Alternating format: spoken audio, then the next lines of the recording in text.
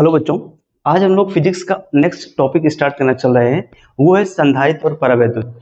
तो यहाँ वीडियो आप आराम से देखिएगा, कहीं कोई दिक्कत होगी तो कमेंट करिएगा और बताइएगा वहाँ पे कहाँ प्रॉब्लम आ रही है, कैसे हो रही है।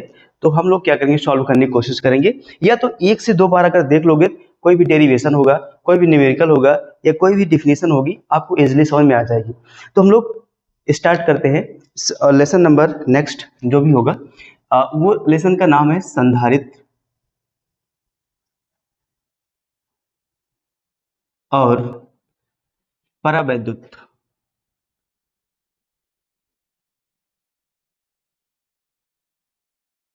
परावैद्युत इसे बोलते हैं कैपेसिटर एंड डाई इलेक्ट्रिक। देखो, इसमें हम लोग आज जो नया लेसन स्टार्ट कर रहे हैं वो है संधारित्र और परावैद्युत। ये एग्जाम के पॉइंट ऑफ व्यू से बहुत इंपॉर्टेंट लेसन है, हम लोग ध्यान से समझते हैं। तो आइए पहली हेडिंग समझते हैं। पहली हेडिंग इसमें समझेंगे। देखो, एकदम बेसिक से शुरुआत से चलेंगे, एक भी पॉइंट नहीं छोड़ेंगे, इसलिए आराम से समझो। हम लोग पहली हेडिंग लिखेंगे संधारित्र। नो, इसके पहले आप जान लो कि चालक क्या होता है। कंडक्टर, कंडक्टर क्या होता है, ठीक है। उसके बाद हम लोग आगे चलते हैं। अगर मैं बात करूं संधारित्र की, तो संधारित्र क्या होता है, सॉरी, अगर मैं बात करूं चालक की, तो चालक क्या होता है। चालक ऐसा पदार्थ होता है जिससे होकर विद्युत धारा आसानी से जा सकती है, ठीक है। तो आप इसमें लिखोगे चालक ऐसा पदार्थ होता है, ऐसा पदार्थ होता है जिससे होकर वैद्युत धारा धारा आसानी से जा सकती है या गमन कर सकती है, ठीक है। और विद्युत धारा जाने का या विद्युत धारा गमन करने का जिम्मेदार कौन होता है, तो इसमें जिम्मेदार होता है, इसमें पॉइंट बना के लिख लोगे, मुक्त इलेक्ट्रॉन। मुक्त इलेक्ट्रॉन मतलब अगर कोई आपसे पूछता है कि चालक पदार्थों में विद्युत धारा किसकी वजह से जाती है, तो आप बताओगे क्या, मुक्त इलेक्ट्रॉनों के कारण वैद्युत धारा गुजरती है, या वैद्युत धारा के मुक्त इलेक्ट्रॉनों के कारण किसी चालक पदार्थ में वैद्युत धारा जाती है। दूसरा हेडिंग बनाओगे, दूसरा हेडिंग है कुचालक। इसे बोलोगे कुचालक, या इसे बोलोगे विद्युत रोधी, या इसे बोलोगे परावैद्युत पदार्थ। परावैद्युत पदार्थ कुछ भी बोलो, एकदम वही वही तीनों बातें वही है। अब कुचालक पदार्थ क्या होता है, यह एक ऐसा पदार्थ होता है, ऐसा पदार्थ जिससे होकर विद्युत धारा नहीं बह सकती है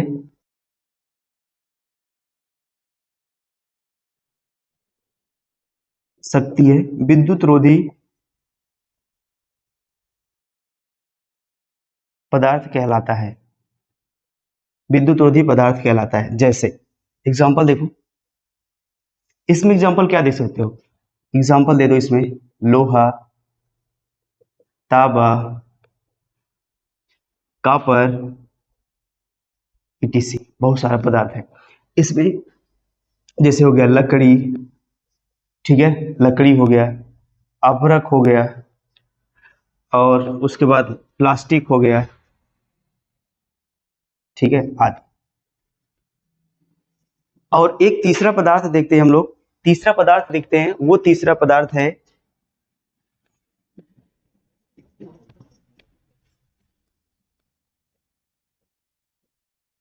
अर्धचालक। अर्धचालक इसे बोलते हैं सेमी कंडक्टर।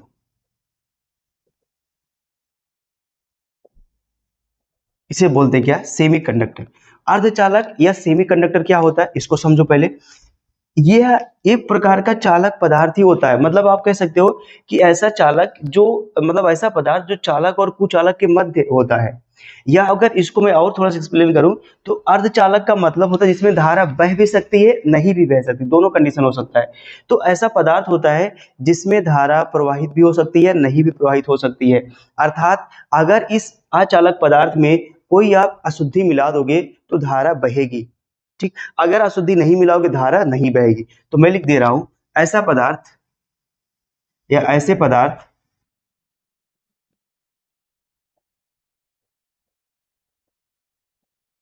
जिसमें वैद्युत धारा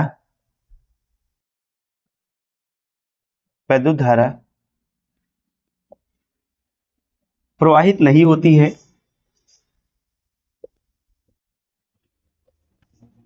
नहीं होती है, लेकिन लेकिन अशुद्धि डालने पर,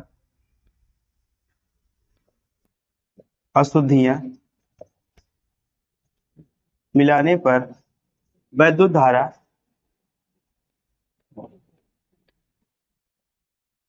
प्रवाहित होने लगती है, प्रवाहित होने लगती है। अगली हेडिंग है मुक्त इलेक्ट्रॉन।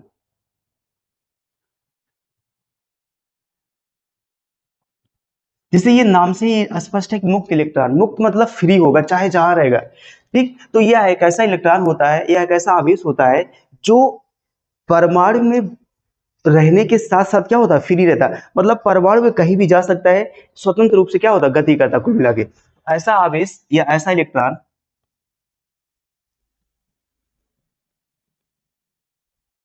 इलेक्ट्रॉन मतलब आवेश, ऐसा आवेश जो धातु परमाणु जालक में, जालक में मुक्त रूप से या स्वतंत्र रूप से, स्वतंत्र रूप से, रूप से स्वतंत्र रूप से गति करता है या परमाणु से, परमाणु से बाधा नहीं होता है,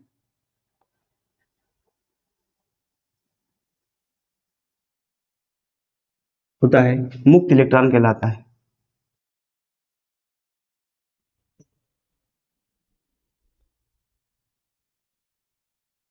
ठीक है, ये हो गया। और अगला बद्ध आवेश, बद्ध आवेश बोल दीजिए, चाहे आप बोल दीजिए। अगला हम लोग पढ़ते हैं बद्ध आवेश। बद्ध आवेश इसे बोलते हैं बाउंड चार्ज।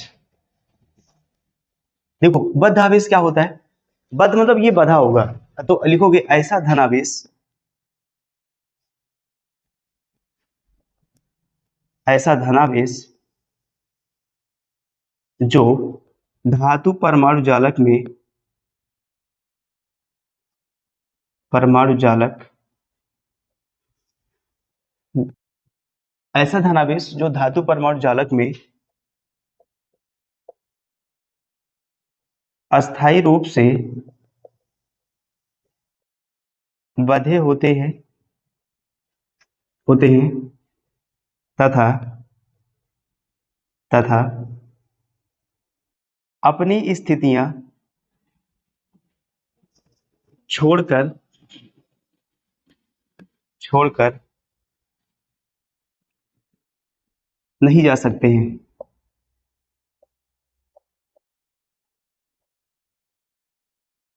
नहीं जा सकते हैं, बद्ध आवेश कहलाते हैं,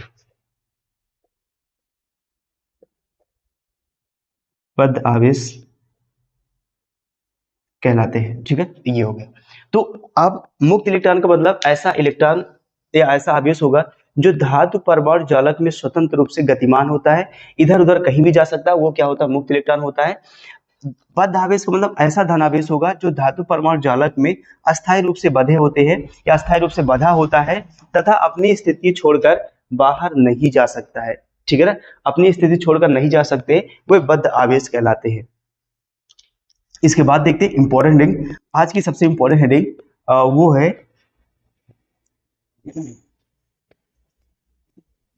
धारिता। धारिता। देखो धारिता की परिभाषा क्या होती है, धारिता की परिभाषा देखो, धारिता की परिभाषा पहले हम इसको देखो नोटेशन देते हैं, सी इक्वल टू होता है क्यू अपान में भी, ये होता है सी इक्वल टू क्यू अपान में भी। सी क्या है, ये आपकी धारिता है, ठीक है, क्या है आपकी धारिता है, और ये आवेश है, और ये क्या है विभव, ठीक है। तो ये क्या है, ये धारिता है, ये आवेश है, ये विभव है। तो आप यहीं से परिभाषा बताओगे, किसी चालक को दिया गया आवेश तथा विभव में होने वाली जो वृद्धि होती है उसे हम लोग धारिता बोलते हैं। परिभाषा नीचे लिखेंगे, आप किसी चालक को दिया गया आवेश तथा उसकी विभव में होने वाली वृद्धि को हम लोग बोलते हैं धारिता। परिभाषा लिख देते हैं, आप इसके साथ ले लीजिएगा, परिभाषा यहां से लिखते हैं, किसी चालक को दिया गया आवेश और उसकी विभव में होने वाली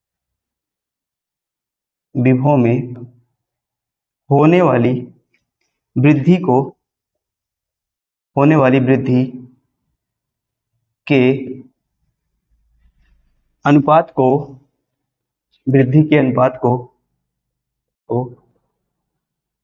चालक की धारिता कहते हैं। चालक की क्या कहते हैं, धारिता। इसे कैपिटल सी से प्रदर्शित करते हैं, सी से प्रदर्शित करते हैं,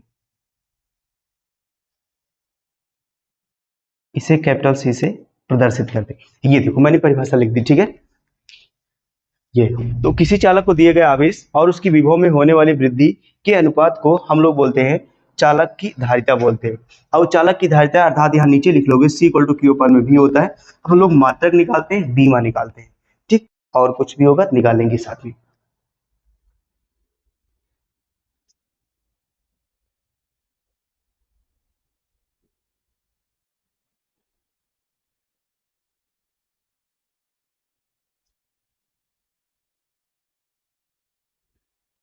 सी का मात्रक, सी का मात्रक, सी बराबर जानते हैं क्यू अपान में क्या होता है भी, तो सी का मात्रक बराबर होगा क्यू का मात्रक अपान में भी का मात्रक,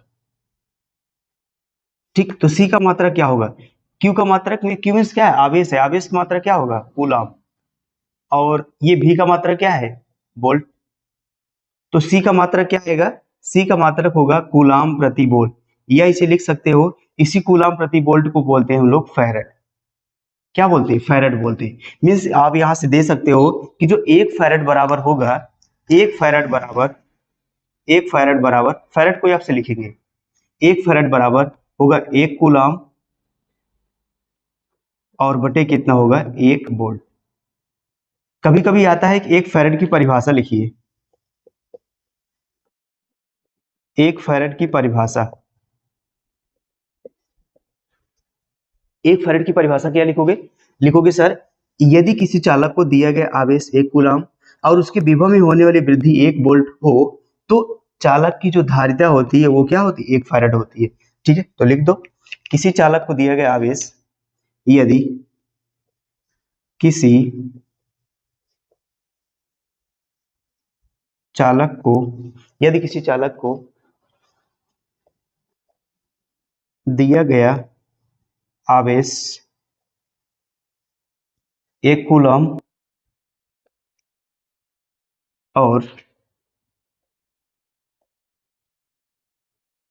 उसके विभव में, और उसके विभव में वृद्धि एक वोल्ट हो तो चालक की धारिता, चालक की धारिता एक फैरेड होती है, एक फैरेड होती है, या एक फैरेड कहते हैं, ठीक है ना।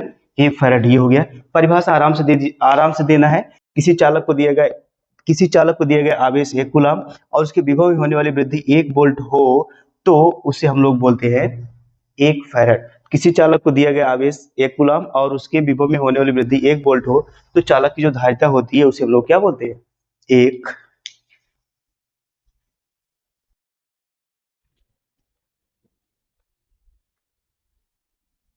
ये तो था, ठीक है, ये तो था हमारे पास सी का मात्रक। अगर सी का कोई मात्रक पूछेगा तो आप बता दोगे।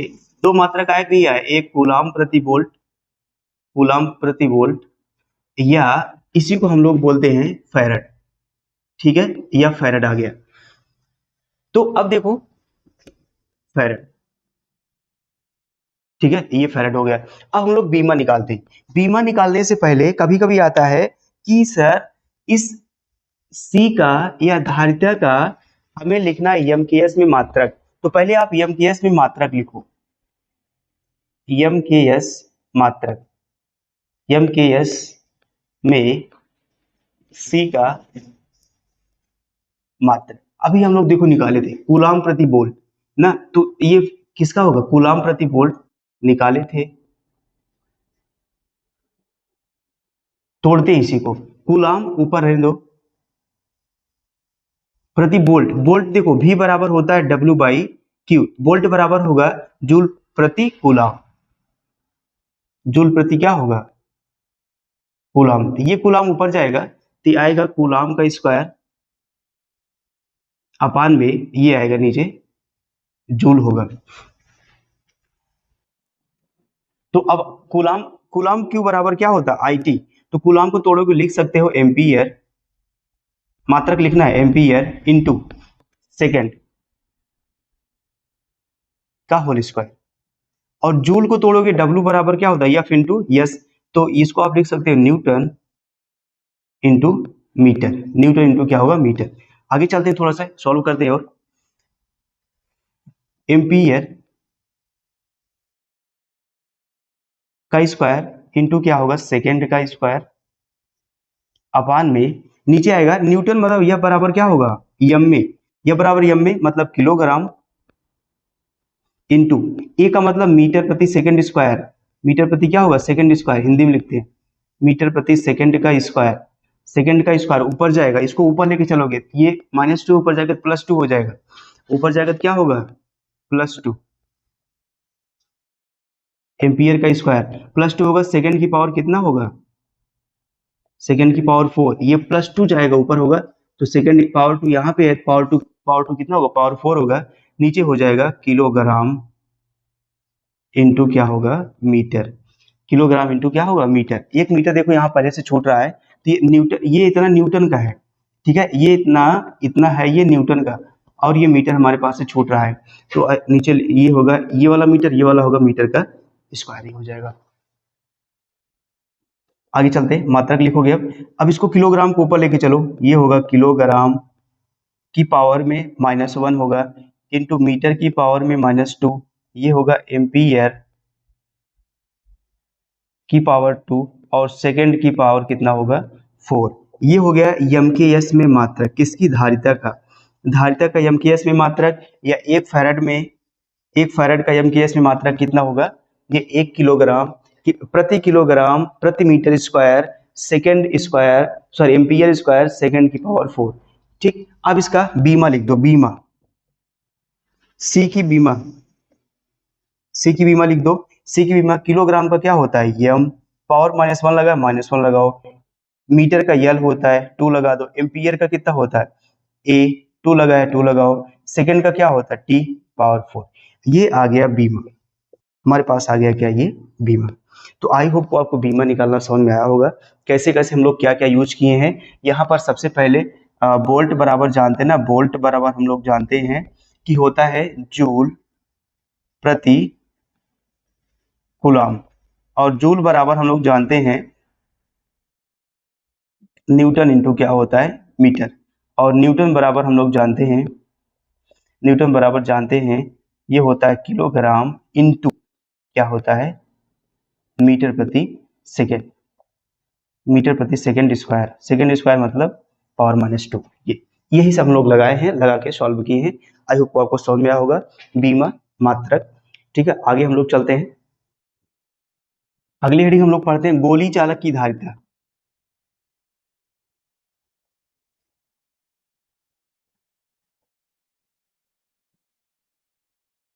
गोली चालक की धारिता, गोली चालक की धारिता, ठीक है, गोली चालक की हम लोग धारिता निकालते हैं। गोली चालक का मतलब विलगित गोली चालक है, विलगित गोली चालक है। विलगित गोली चालक का मतलब हो सर एक ऐसा गोली चालक जो अंदर की उष्मा न तो बाहर जाने देता है, न तो बाहर की उष्मा अंदर आने देता है। तो हम लोग एक ऐसा चालक बनाएंगे, ये मान लो क्या हो गया, एक चालक हो गया। इसकी त्रिज्या क्या है, स्मॉल ए है, इसकी त्रिज्या क्या है, स्मॉल ए है। और इस पर जो आवेश है, इसके मान लो कई खंड कर ले रहे हैं हम लोग, ये सब ये डॉट डॉट लाइन बनेगी, ठीक है, ये सब पर आवेश क्या है, एक समान है। सब जगह अगर देखोगे सब पर आवेश क्या है, plus Q, plus Q, plus Q आवेश, सब जगह प्लस क्यू आवेश, ये ठीक है। और ये पूरा सिस्टम एक कैपिटल के परावैद्युतांक वाले माध्यम में रखा गया है। आप क्या बताओगे सर, इसका क्या है, ये पॉइंट ओ है। आप क्या बताओगे, एक विलगित गोली चालक है जिसकी त्रिज्या क्या है, स्मॉल ए, यह कैपिटल के परावैद्युतांक वाले माध्यम में स्थित है और इस पर एक समान आवेश प्लस क्यू वितरित है। अब लिख लोगे ना, देखो क्या, फिर से देखो, एक क्या है, एक विलगित गोली चालक है जिसकी त्रिज्या स्मॉल ए है और यह कैपिटल के परावैद्युतांक वाले माध्यम में रखा गया है और इस गोली चालक के पृष्ठ पर एक समान आवेश प्लस क्यू वितरित है। वी नो दैट, यहां से लिखोगे वी नो दैट, हम लोग जानते हैं, हम लोग जानते हैं, क्या जानते हैं, कि किसी बिंदु आवेश के कारण,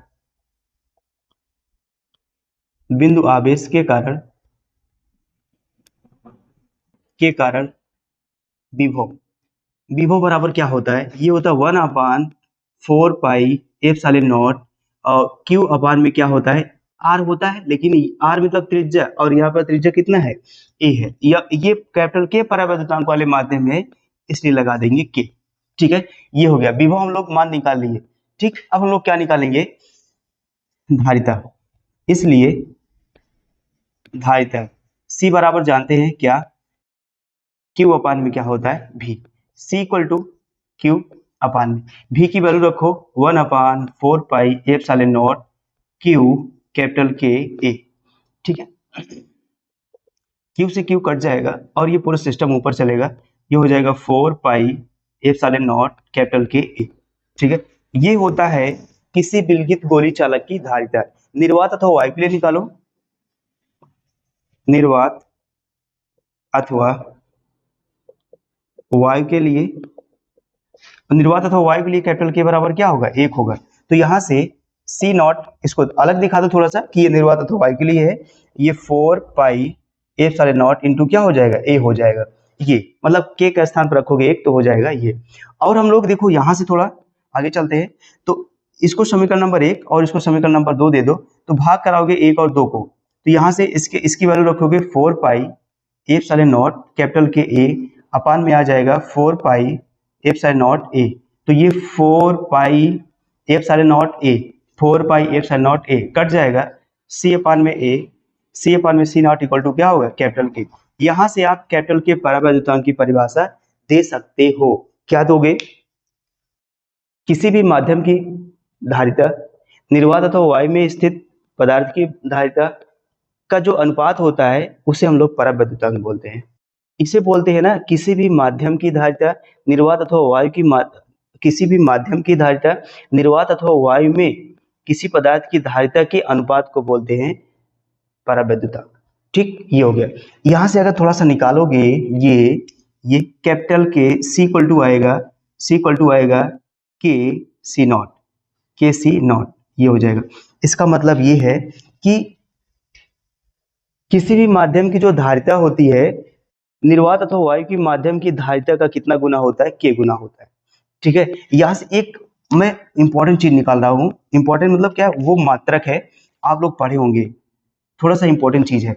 देखो निर्वात अथवा वायु के लिए यहां से लिखोगे, निर्वात अथवा वायु के लिए लिखोगे तो क्या होगा बताओ, निर्वात अथवा वायु के लिए लिखोगे तो क्या होगा, अभी ये लिखे थे निर्वात के लिए ना, तो ये होगा सी नॉट ना, सी नॉट होगा और equal to 4 pi epsilon naught into क्या होगा, ए होगा।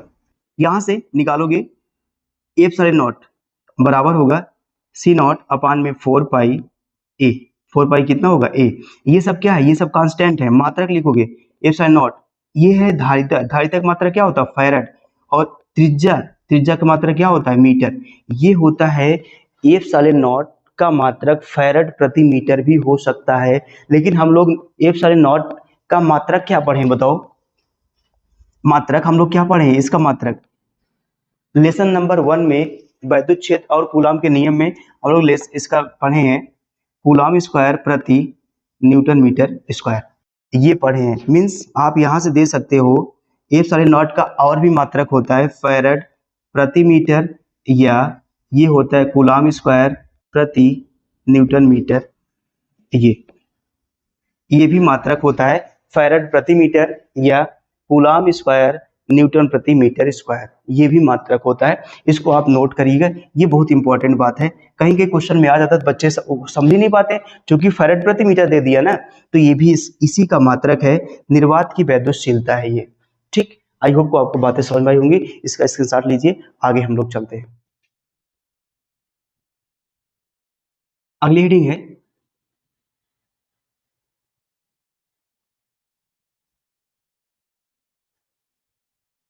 आवेशित गोली चालक की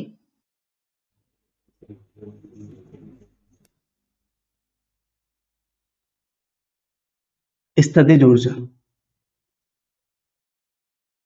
आवेशित गोली चालक की स्थितिज ऊर्जा इंपॉर्टेंट हेडिंग, इंपॉर्टेंट। आवेशित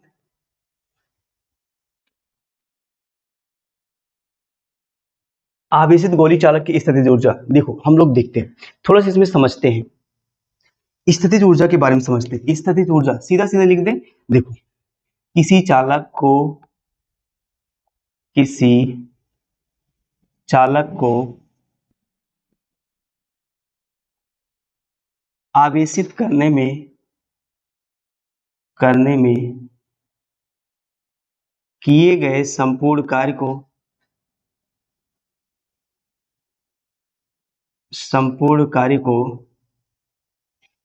किसी चालक को आवेशित करने में किए गए संपूर्ण कार्य को ही स्थितिज ऊर्जा कहते हैं, इसे कैपिटल यू से प्रदर्शित करते हैं। ठीक है, कहते हैं और इसे कैपिटल यू से प्रदर्शित करते हैं। देखो किसी चालक को, चाहे गोली चालक हो चाहे जौन चालक हो, यहाँ पर गोली चालक की बात हो रही है, तो किसी गोली चालक को आवेशित करने में किए गए संपूर्ण कार्य को ही हम लोग स्थितिज ऊर्जा बोलते हैं। तो चलो अभी हम लोग एक गोली चालक को आवेशित करेंगे, ये मान लो गोली चालक है, ये क्या है गोली चालक है। अब ये अभी आवेशित नहीं है, अगर ये आवेशित नहीं है, इसका आवेश भी कितना है शून्य है, और इसका विभव भी कितना है वो भी शून्य है, वो भी कितना है विभव भी क्या है इसका शून्य है। मान लो V1 बराबर क्या है ये शून्य। लेकिन जैसे ही इसको Q आवेश दिया गया, इसका विभव बढ़ के क्या हो गया कैपिटल V हो गया। बात समझो इसको, ये एक चालक है और इस पर इसको आवेशित करना है। हम आवेशित करने में जितना कार्य किया जाएगा, कार्य निकालेंगे कार्य, तो वही कार्य बता देंगे स्थितिज ऊर्जा है। तो इस आवेशित, अभी जब इसको आवेशित नहीं किया गया तो आवेश जीरो था और इसका विभव भी क्या था जीरो था। जैसे इसको आवेश दिया गया, इसका विभव क्या हो गया भी हो गया। ठीक, अब मैं आपको मैथ में लेके आता हूं।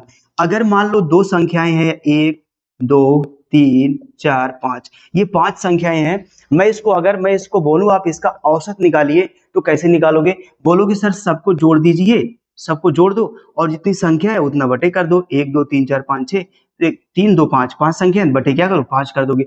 अगर 7 संख्या होगी तो आप बटे कितना करोगे 7। तो यहाँ पर हमारे पास विभव कितना है, एक विभव दो विभव, तो विभव निकालेंगे V1 प्लस V2 अपान में 2, दो विभव है इसलिए क्या करेंगे V1 V2 अपान में 2 करेंगे।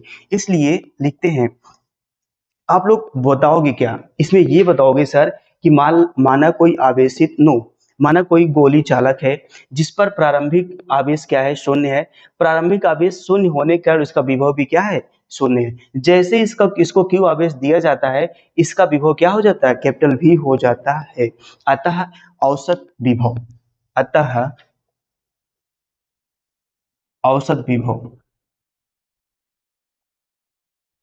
औसत विभव, औसत विभव बराबर होगा V1 प्लस V2 अपान में 2। तो V1 की वैल्यू 0, V2 की वैल्यू कैपिटल V अपान में 2, तो आ जाएगा V बाई 2, ये हो जाएगा। ठीक है, औसत विभव हमारे पास कितना आ गया, औसत विभव बराबर इतना आ गया। आगे चलते हैं हम लोग। अभी इसको हम आवेशित किए कि नहीं, आवेश दिए तो आवेशित किए, तो अब जो कार्य किया जाएगा, अतः चालक को आवेशित करने में, चालक को आवेशित करने में किया गया संपूर्ण कार्य, कैपिटल डब्ल्यू से लिखेंगे भैया, संपूर्ण कार्य। कार्य बराबर क्या होता है बताओ, अभी लिखोगे विभवांतर की परिभाषा से, V बराबर होता है W बाई क्यू, तो W बराबर क्या होगा, V क्यू। तो यहाँ लिखोगे V मतलब विभवांतर है किसका, इसी चालक का, और चालक का विभव क्या है, औसत विभव है, औसत विभव गुणे क्या होगा, आवेश, गुणे क्या हो जाएगा, आवेश हो जाएगा। ठीक है, अब हम लोग आगे चलते हैं। तो ये किया गया कार्य कितना है, W है। औसत विभव हमारे पास ये है V बाई 2, और स्टार्टिंग में आवेश क्या था, 0 था। हमें तब का आवेश लेना है जब हम लोग आवेशित किए हैं, तो आवेशित करने पर आवेश क्या था, Q दिए थे, तो इंटू क्या होगा, Q। तो W बाई 1 अपान में VQ, ये होता है, इतना हम लोग कार्य करेंगे। ठीक है, किया गया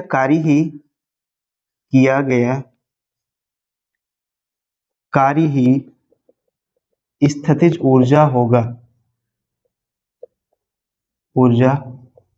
तो यही जो है, यही स्थितिज ऊर्जा होगा 1 अपान में 2 वी क्यू, स्थितिज ऊर्जा का यू से लिखते हैं। अब आओ इसको थोड़ा चेंज करते हैं, यू बराबर, यहाँ इसको फॉर्मूला रख दो, ये फॉर्मूला यहाँ पे रखोगे कि सर हम लोग जानते हैं जो V बराबर होता है W बाई क्यू होता है, W बराबर निकालोगे तो V क्यू होगा। ये हम लोग इसको चेंज करते हैं 1/2। ठीक है, यहाँ से मैं यहाँ फॉर्मूला यहाँ लिख रहा हूँ, तो हम लोग C बराबर जानते हैं Q अपान में V, तो Q बराबर क्या होगा, CV, जहाँ Q वहां पे CV रखोगे, जहां पर Q वहां पे क्या रखोगे, CV, V पहले से है, Q के स्थान पे CV रखोगे। ठीक है, तो Q के स्थान पे रखोगे CV, तो यहाँ से U बराबर आएगा हाफ C भी क्या होगा, V का स्क्वायर। एक फॉर्मूला ये हो गया। ठीक है, दूसरा, अब आप क्या करोगे, V के स्थान पे रख दो, V के स्थान पे रख दो Q अपान में C, V के स्थान पे रख दो Q अपान में C, तो यहाँ पर U बराबर हाफ, V के स्थान पे रखना Q अपान में C, जहां V है V के स्थान पे रखना Q अपान में C इंटू Q, तो ये होगा U बराबर हाफ, ये हो जाएगा Q का स्क्वायर अपान में C, ये हो जाएगा यहाँ से। ठीक है, ये तो हमारे पास तीन फार्मूला आया, हमारे पास कितना फार्मूला आया, तीन फार्मूला। एक U बराबर 1 अपान 2 VQ, और दूसरा U बराबर हाफ CV स्क्वायर, और तीसरा U बराबर हाफ Q स्क्वायर अपान में C। तो मैं यहाँ साफ साफ लिख दूं, आप यही याद रखोगे, U बराबर आया है हमारे पास आया है हाफ VQ, और ये यही बराबर है हाफ CV स्क्वायर, और यही बराबर है हाफ Q स्क्वायर अपान में C के। ठीक है, तो ये होता है स्थितिज ऊर्जा। ठीक है, ये है स्थितिज ऊर्जा। आई होप को आपको सारी बातें समझ में आई होंगी, और सारी बातें समझ में आई है तो आप स्क्रीनशॉट लीजिए, अच्छे से समझिए, अगर कहीं भी दिक्कत होती है तो आप तुरंत कमेंट करिए। ठीक है, यही तीनों फॉर्मूला याद रखिएगा, अभी हम लोग जब न्यूमेरिकल करेंगे ना, तो वहां पे एक एक चीज आराम से समझ लेंगे। ठीक, और ये फॉर्मूला याद रखिएगा, ये तो अभी बताए ही थे धारिता का, तो स्क्रीनशॉट लीजिए इसका।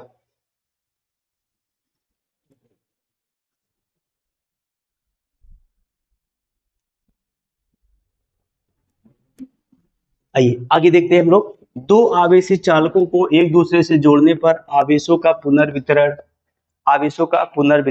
देखो, अब की बार दो आवेशित चालक लेंगे और दोनों को जोड़ देंगे, और जोड़ने पर देखते हैं हमारे पास क्या क्या आता है, हमारे पास ऊर्जा कितनी आएगी, और उभयनिष्ठ विभव कितना आएगा, और आवेशों को जोड़ने पर उसमें कमी होगी कि क्या वृद्धि होगा, ये सब हम लोग जानेंगे।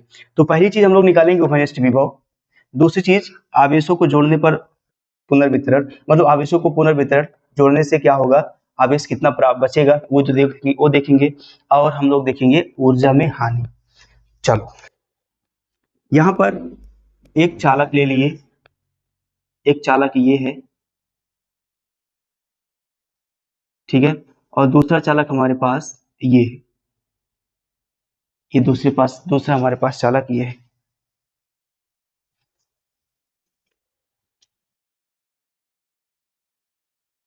ये दोनों अलग अलग चालक हैं। इसका आवेश Q1, धारिता C1, विभवांतर V1। इसका आवेश Q2, धारिता C2, विभवांतर V2 है। अभी जोड़ा नहीं गया, कुछ नहीं किया गया है, ठीक है। इसमें आप बताओगे सर कि दो आवेशित चालक हैं, देखो ना लिखा गया, दो आवेशित चालकों को एक दूसरे से जोड़ने पर आवेश, तो अभी दो आवेशित चालक हैं, तो दो आवेशित चालक हैं जिनके आवेश, दो आवेशित चालक हैं जिनके आवेश क्रमशः Q1, Q2, धारिता C1, C2, विभव क्या है V1, V2 है। या ऐसे ना बोल करके बोल दो पहले चालक पर आवेश Q1, धारिता C1, विभव V1 है, तथा दूसरे चालक पर आवेश Q2, धारिता C2, विभवांतर क्या है V2 है। ये सारी चीजें होगी।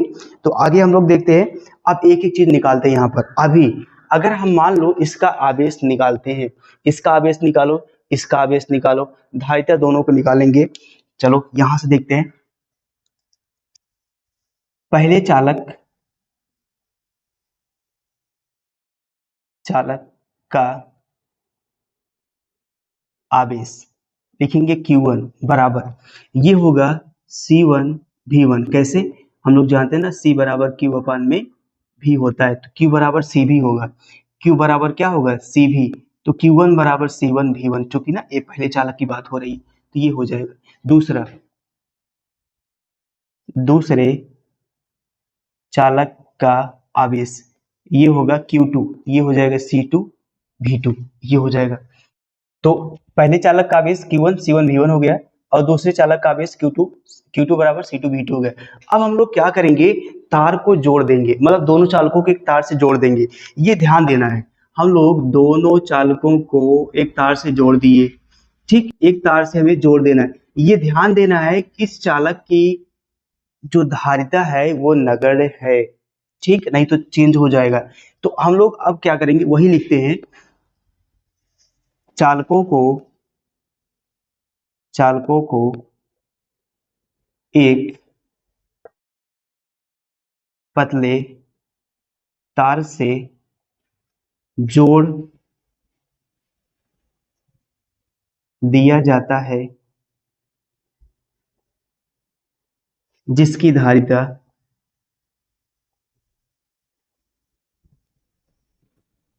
नगण्य है।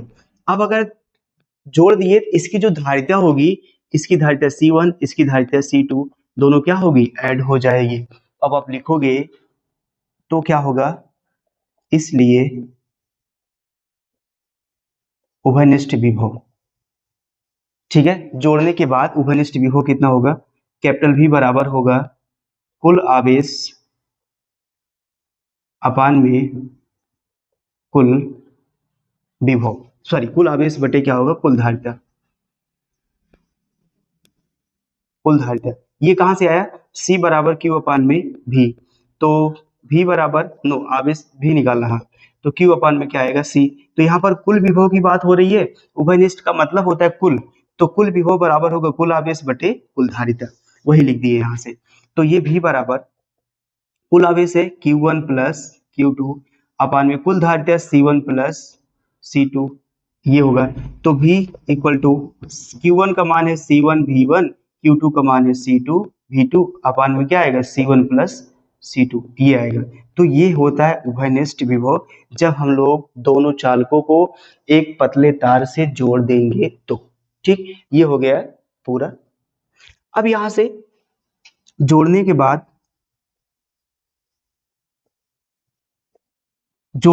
ध्यान दीजिएगा, इसका आवेश क्या होगा Q1 डैश हो जाएगा, और इसका आवेश Q2 डैश हो जाएगा, क्यों? क्योंकि इसका आवेश इसमें जाएगा या इसका आवेश इसमें आएगा, आवेश में परिवर्तन होगा, ये ध्यान देना है।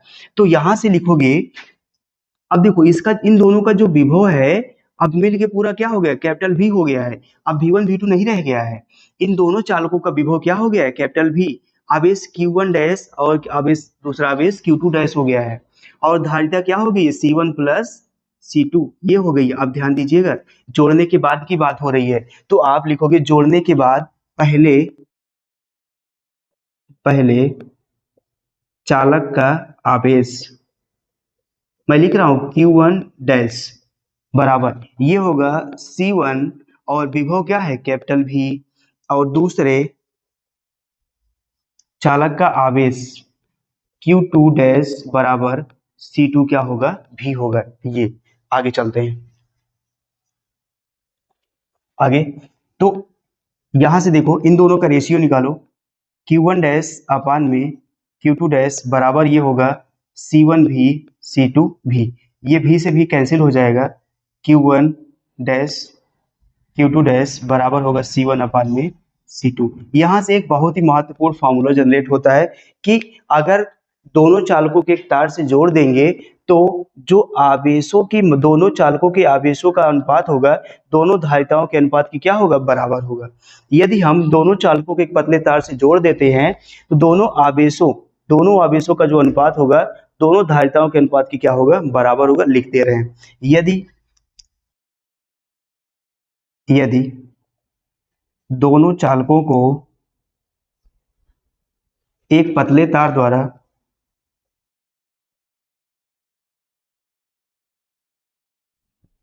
द्वारा जोड़ देते हैं तो उनके आवेशों का अनुपात उनकी धारिताओं के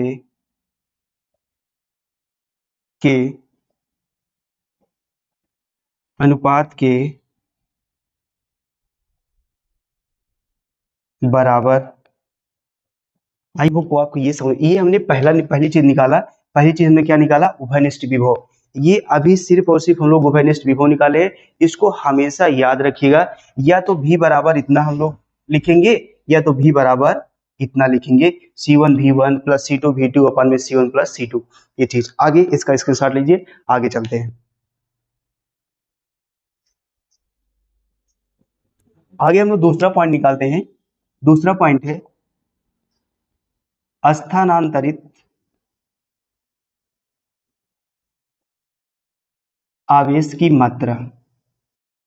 स्थानांतरित आवेश की मात्रा, इसका मतलब है कि इस गोले से इस गोले पर कितना आवेश स्थानांतरित हुआ है, इस गोले से इस गोले पर कितना आवेश गया है, उसको निकालते हैं। तो अब बताओ, इसका पहले का आवेश क्या था, Q1, बाद में आवेश क्या हो गया, Q1 डैश हो गया। अब अगर तार से जोड़ोगे तो अगर ये आवेश है और ये आवेश है, अगर इसको तार से जोड़ोगे तो इसकी ऊर्जा इसमें ट्रांसफर होगी, मतलब इसका जो आवेश है इसके पास जाएगा। तो इसका मतलब है ये वाला आवेश ज्यादा होगा, ये वाला आवेश कम होगा। ठीक, तो मैं स्थानांतरित आवेश की मात्रा लिख रहा हूं, हमेशा ज्यादा वाले में से क्या करते हैं, कम वाला घटाते हैं, ये हो जाएगा Q1 डैश। ये पहले आवेश था, पहले ज्यादा रहा होगा तभी इसमें से, ज्यादा वाले में से तभी पहले आवेश ज्यादा रहा होगा तभी इस वाले चालक से आवेश इस वाले पे गया होगा। तो यहां से Q1 माइनस Q डैश कर दिए, क्यों, क्योंकि ये ज्यादा था ये कम है। तो आगे लिखते हैं Q1 का लिखोगे C1 V1 माइनस, ये जोड़ने के बाद का है, जोड़ने के बाद धारिता C1 है और विभव क्या हो गया, V हो गया। तो लिखते हैं C1 V1 minus C1, V का मान रखो, V का मान रखोगे, उभयनिष्ठ विभव है C1 V1 C2 V2 अपान में C1 प्लस C2, ये हो गया। इस C1 इसका गुणा कराओ, C1 V1 का इसमें गुणा कराओगे, C1 V1 का C1 के साथ गुणा कराओगे C1 स्क्वायर V1, और C1 V1 का इसके साथ गुणा कराओगे C1 C2 V1। C1 C1 का C1 V1 से गुणा कराओगे C1 का स्क्वायर और क्या होगा V1 और माइनस C1 C2 V2 पूरे के बटे में कितना हो जाएगा C1 प्लस कितना होगा C2 ये होगा C1 का स्क्वायर V1 C1 का स्क्वायर V1 अब यहां बचा कितना C1 C2 V1 minus C1 C2 V2 अपान में हो जाएगा C1 प्लस C2 ये हो गया ठीक है। तो यहां से देखो C1 C2 कॉमन मिल रहा है C1 C2 V1 minus V2 अपान में C1 प्लस C2 ये है स्थानांतरित आवेश की मात्रा मीन्स इतना आवेश क्या हुआ है एक चालक से दूसरे चालक पर गया है। आई होप को आपको समझ में आया होगा। ये मैंने पहले चालक के लिए निकाला है, आप इसी तरह सिर्फ दूसरे चालक का भी निकाल सकते हो, मतलब दूसरे से इसमें कितना आया है या इससे कितना गया है वो एक ही बात होगी। तो यहाँ से क्या होगा Q1 माइनस Q डैश बराबर इतना आएगा। कहने का मतलब इतना आवेश क्या हुआ है पहले वाले चालक से दूसरे वाले चालक पर गया है। अब आइए हम लोग तीसरा निकालते हैं। तीसरा हम लोग ये निकालेंगे, तीसरा हम लोग निकालेंगे ऊर्जा का ह्रास।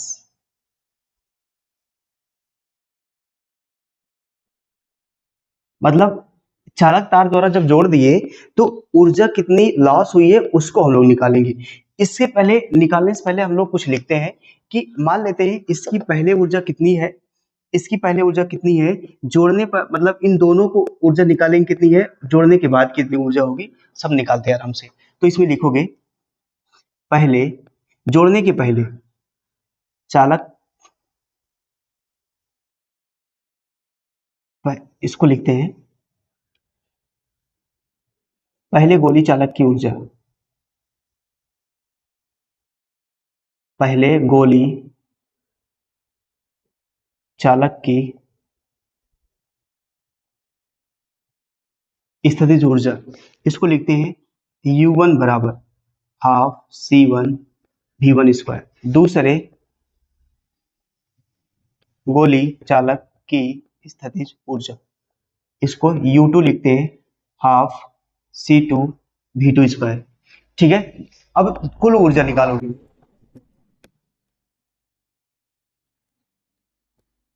कुल स्थितिज ऊर्जा, इसको U लिखते हैं, ये होगा U1 plus U2। U1 plus क्या हो जाएगा U2, तो U बराबर U1 प्लस U2 वैल्यू रखोगे half C1 V1 square half C2 V2 square. तो U बराबर हाफ, ये हाफ कॉमन हो जाएगा, आधा कॉमन होगा, C1 V1 square C2 V2 square ये हो जाएगा। ये तो हुई हम लोग जब दोनों को जोड़े नहीं थे पूरा ऊर्जा, ये इतना हो गया ठीक है। अब जोड़ने के बाद ऊर्जा, दोनों चालकों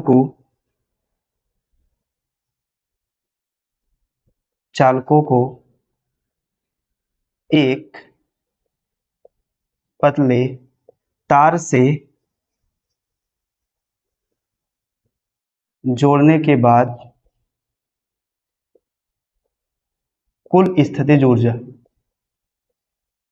कुल स्थितिज ऊर्जा, इसको लिखते हैं U डैश से बराबर हाफ। देखो जोड़ने के बाद परिवर्तन क्या हुआ, धारिता C1 C2 हो गई ना, C1 प्लस C2 हो गए, विभव क्या हो गया V हो गया। तो इसमें लिखेंगे हाफ C1 प्लस C2 और विभव क्या हो गया V स्क्वायर। U डैश बराबर half C1 plus C2, V की वैल्यू रखो, उभयनिष्ठ विभव ऊपर निकाल चुके हैं, पहले उभयनिष्ठ निकाले हैं C1 V1 C2 V2 C1 plus C2 ये होगा। इसका स्क्वायर लिखा है तो स्क्वायर लगा दो आराम से, विधिवत समझो, कोई परेशानी नहीं होनी चाहिए। ये U डैश बराबर U डैश यहां से लिखूं ज्यादा अच्छा रहेगा, तो U डैश बराबर ये देखो हाफ C1 प्लस C2। अब फिगर की कोई जरूरत नहीं है, इसको मैं हटा रहा हूं क्योंकि सारा डेटा क्लियर हो गया हमारा। तो ये होगा, और यहां से आपको मिला क्या, देखो ये C1 V1 C2 V2 का होल स्क्वायर और नीचे आपका बचेगा C1 प्लस, नीचे आपका बचेगा C1 प्लस C2 का होल स्क्वायर। ये पूरा कैंसिल होगा और ये एक कैंसिल होगा बस, ठीक है। तो यहां से बचेगा u डैश बराबर half C1 V1 C2 V2 अपान में C1 प्लस C2, ये होगा। ये तो इसका स्क्वायर है, इसका स्क्वायर लगा है, ध्यान दीजिएगा। तो अब ऊर्जा में कमी निकालते, पहले ऊर्जा इतनी थी, अब ऊर्जा इतनी हो गई, ऊर्जा में कमी निकालना है तो हमेशा ज्यादा वाली ऊर्जा में से क्या करेंगे हम लोग, कम वाली ऊर्जा घटा देंगे। तो ये वाली ऊर्जा लिखो हाफ C1 V1 का स्क्वायर C2 V2 का स्क्वायर माइनस, इसको लिखेंगे half C1 V1 C2 V2 का होल स्क्वायर अपान में क्या लिखोगे C1 प्लस C2, ये हो गया। अब देखो इस हाफ दोनों में से कॉमन है तो कॉमन ले लो, तो u minus u dash half common लेंगे यहाँ से, तो इसके पास बचेगा C1 V1 का स्क्वायर C2 V2 का स्क्वायर माइनस, इसको ओपन कर दो, ब्रैकेट ओपन करो, ये होगा C1 स्क्वायर V1 स्क्वायर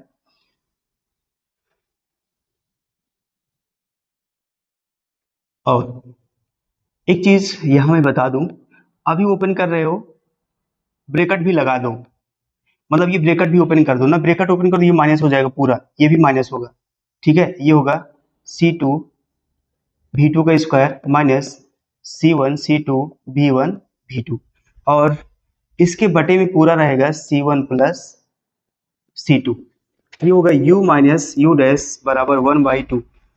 अब इस पूरे का C1 में गुणा कराओ या C1 का इसमें गुणा, ओनली C1 का इसमें गुणा कराओ, C1 का इन दोनों में गुणा कराओ। C1 किस में गुणा कराओगे, C1 का स्क्वायर V1 का स्क्वायर, C1 किस में कराओगे तो plus C1 C1 C2 V2 का स्क्वायर, C2 का इसमें कराओ तो ये होगा C1 C2 V1 का स्क्वायर, इसमें कराओगे तो होगा C2 V2 का होल स्क्वायर माइनस C1 का स्क्वायर V1 का स्क्वायर माइनस C2 का स्क्वायर V2 का स्क्वायर माइनस 2C1 C2 और ये होगा V1 V2 और पूरे बटे में अब आ जाएगा कितना C1 प्लस C2, ये होगा।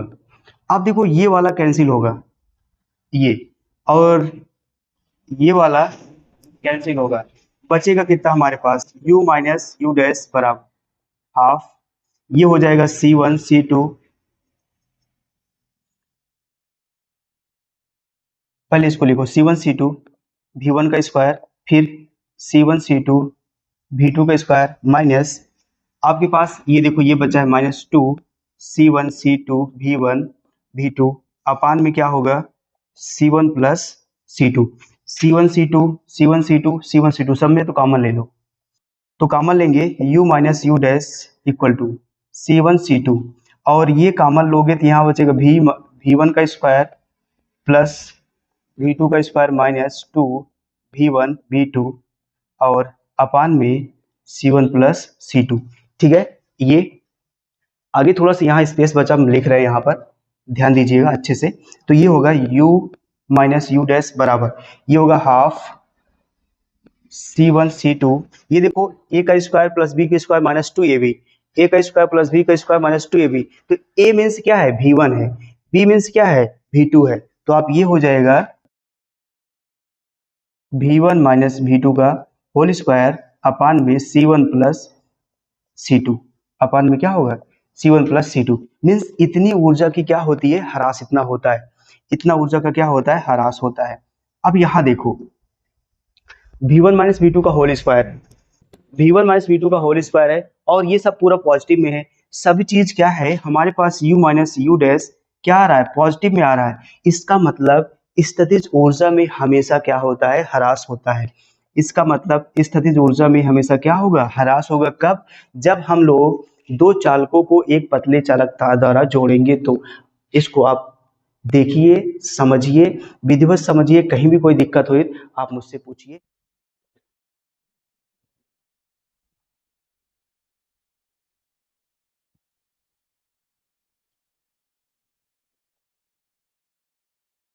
आगे हम लोग पढ़ते संधारित्र, संधारित्र देखते समझते संधारित्र, संधारित्र क्या होता है, संधारित्र एक ऐसा संयोजन होता है, संधारित्र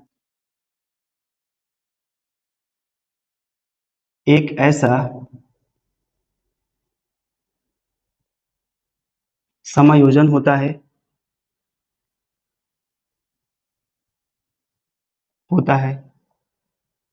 जिसमें किसी चालक के आकार में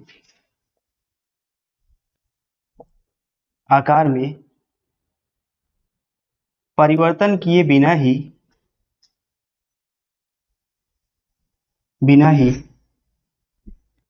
ऊर्जा की पर्याप्त मात्रा संचित की जा सकती है।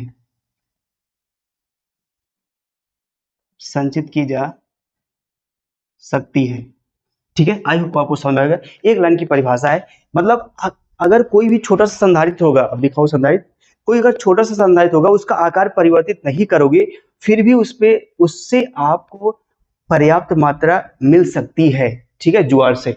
तो संधारित्र एक ऐसा संयोजन होता है जिसमें किसी चालक के आकार में परिवर्तन किए बिना ही ऊर्जा की पर्याप्त मात्रा संचित की जा सकती है। ऊर्जा की पर्याप्त मात्रा संचित की जा सकती है। ठीक है, अब इसका संधारित्र का सिद्धांत देखते हैं। संधारित्र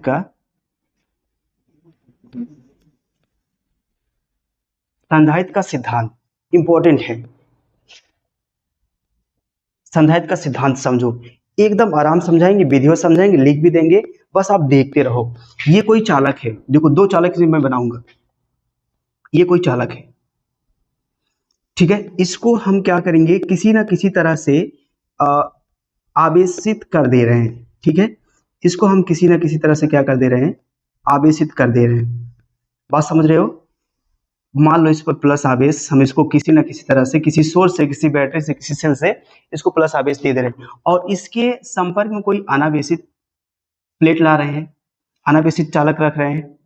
ठीक है, लेकिन इसकी वजह से, इसके प्रेरण से इस पर नेगेटिव चार्ज तो आ जाएगा, दिक्कत नहीं है ये। और इसको अभी हम कहीं अटैच नहीं किए हैं।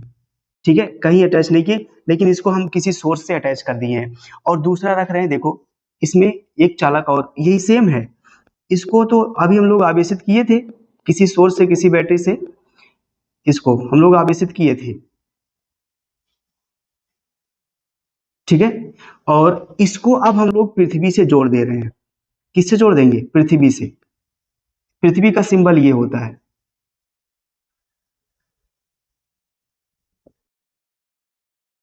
पृथ्वी का सिंबल ये होता है। हम लोग इसको किससे जोड़ दिए? पृथ्वी से।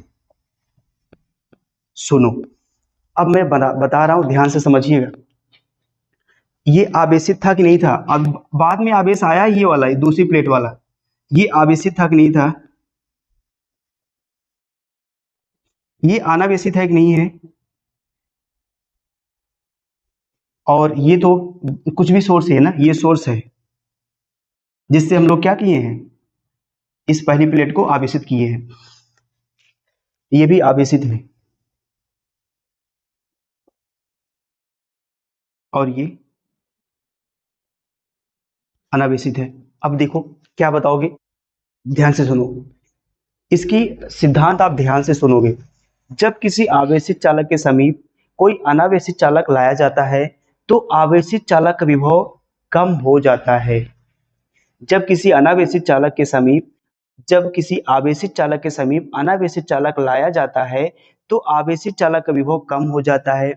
और जब अनावेशित चालक को पृथ्वी से जोड़ दिया जाता है, तो इस आवेशित चालक का विभव और भी कम हो जाता है, जिसकी वजह से, और ये जो धारिता है ना, बहुत ज्यादा बढ़ जाती है। जिसकी वजह से क्या होती है, धारिता बहुत ज्यादा बढ़ जाती है, और इसे हम लोग बोलते हैं संधारित्र का सिद्धांत। फिर से सुनोगे, जब किसी आवेशित चालक के समीप कोई अनावेशित चालक लाया जाता है, तो आवेशित चालक का विभव कम हो जाता है। और यदि अनावेशित चालक को पृथ्वी से जोड़ दिया जाए, तो इस आवेशित चालक का विभव और भी कम हो जाता है, जिसके कारण धारिता C क्या होती है, बहुत ज्यादा बढ़ जाती है। यह सिद्धांत क्या कहलाता है? संधारित्र का सिद्धांत कहलाता है। ठीक है, मैं इसको यहाँ पे पेस्ट कर दे रहा हूँ, फिगर आपके सामने ये है, बना रहेगा, आप लिखिएगा। मैं लिख रहा हूं, जब किसी आवेशित चालक के समीप कोई कोई कोई अनावेशित चालक रखा जाता है तो तो आवेशित चालक का विभव कम हो जाता है लेकिन जब अनावेशित चालक को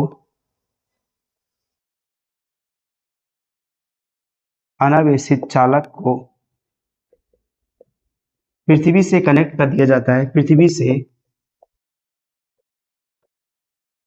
जोड़ दिया जाता है तो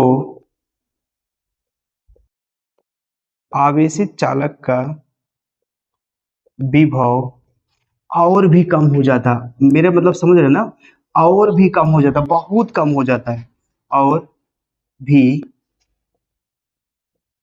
कम हो जाता है, और भी कम हो जाता है, और भी कम हो जाता है, जिसके कारण धारिता में पर्याप्त वृद्धि हो जाती है।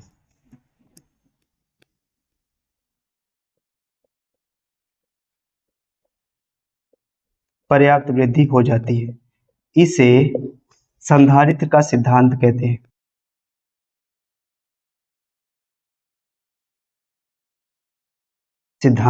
हैं। ठीक है, आई होप आपको समझ में आया होगा। इसका स्क्रीनशॉट लीजिए। ये दोनों फिगर भैया मैंने आपको फिगर से समझा दिया, ठीक है, मैंने आपको क्या किया, फिगर से भी समझा दिया सब चीजें, ठीक। तो एक बार मैं फिर से समझा दूं, समझ में आ जाएगा। जब किसी आवेशित चालक के समीप कोई अनावेशित चालक लाया जाता है तो आवेशित चालक का विभव कम हो जाता है, और यदि इस अनावेशित चालक को पृथ्वी से कनेक्ट कर दिया जाए तो आवेशित चालक का विभव और भी कम हो जाता है, जिसके कारण क्या होता है, धारिता में पर्याप्त वृद्धि हो जाती है, और यह सिद्धांत क्या कहलाता है, संधारित्र का सिद्धांत कहलाता है। आई होप आपको समझ में आएगा। स्क्रीनशॉट लीजिए, आगे चलते हैं। आगे देखते हैं संधारित्र की धारिता।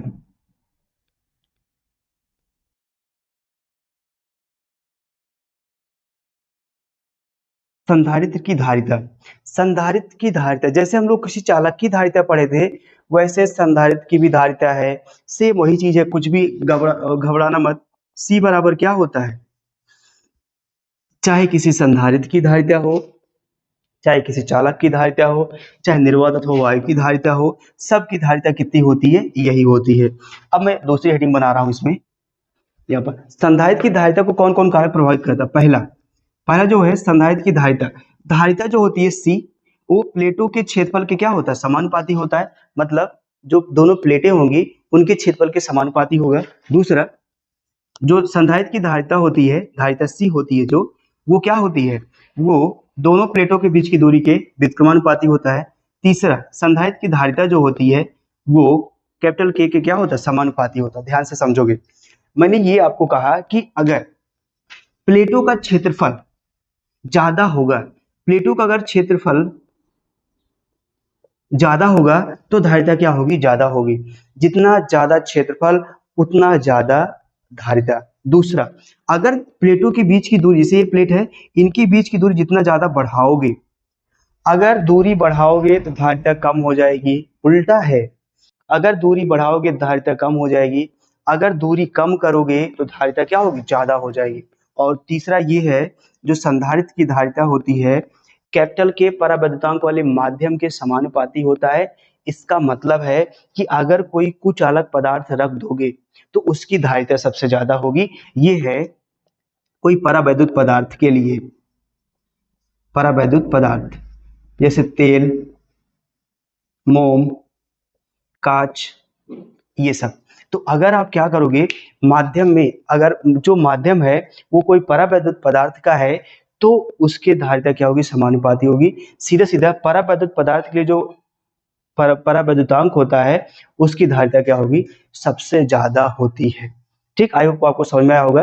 जो धारिता होती है क्षेत्रफल के समानुपाती, और जो धारिता है वो प्लेटों के बीच की दूरी के व्युत्क्रमानुपाती, और परावैद्युतांक के क्या होता है, समानुपाती होता है। मतलब परावैद्युत पदार्थ के लिए धारिता सबसे ज्यादा होती है। ये आई होप आपको समझ में आया होगा। संधारित्र की धारिता C = Q upon V। आगे चलते हैं।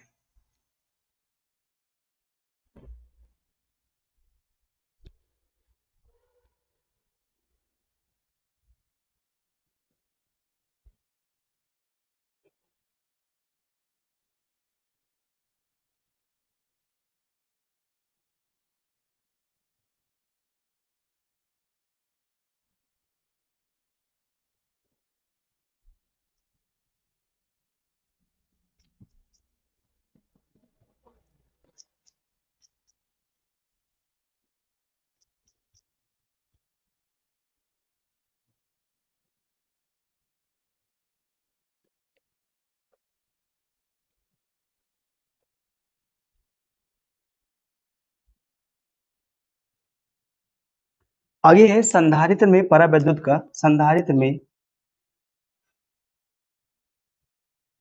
परावैद्युत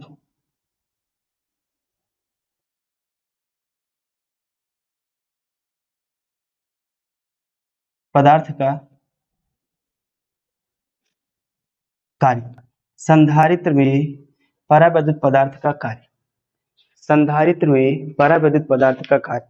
अगर कोई आपसे इतना पूछे कि संधारित्र में परावैद्युत पदार्थ का काम क्या होता है, तो आप सिर्फ एक ही चीज बताओगे कि वैद्युत क्षेत्र की दोनों प्लेटों के बीच, दोनों प्लेटों के बीच जो वैद्युत क्षेत्र की तीव्रता है ना, उसको कम कर देना होता है बस। तो संधारित्र में परावैद्युत का जो काम होता है, वैद्युत क्षेत्र की तीव्रता को कम करना होता है, वैद्युत क्षेत्र की तीव्रता को कम करना होता है। लिख लो यहीं पर, संधारित्र में परावैद्युत का काम होता है कि दोनों प्लेटों के बीच जो वैद्युत क्षेत्र है उसको कम कर देना है।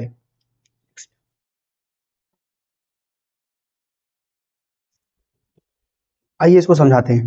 देखो मैंने दो परिभाषा ऊपर लिख दिया है, समय बचेगा इसलिए लिखे भैया। तो ये परावैद्युत सामर्थ्य और भंजक विभवांतर, दो चीज समझिएगा। क्या है, किसी परावैद्युत पदार्थ के लिए वह अधिकतम वैद्युत क्षेत्र, वह अधिकतम वैद्युत क्षेत्र, अधिकतम वैद्युत क्षेत्र किन्हीं दो प्लेटों के बीच अगर मैं बात करूं, किसी परावैद्युत पदार्थ के लिए क्या होगा, वह अधिकतम वैद्युत क्षेत्र जिसे पदार्थ बिना वैद्युत भंजन के सहन कर सकता है, जिसे पदार्थ बिना वैद्युत भंजन के सहन कर सकता है। देखो इसका मतलब सीधा सीधा समझो कि किसी भी पदार्थ को, किसी परावैद्युत पदार्थ को इतना वैद्युत क्षेत्र देना है, इतना वैद्युत क्षेत्र देना है ताकि उसका वैद्युत भंजन हो जाए।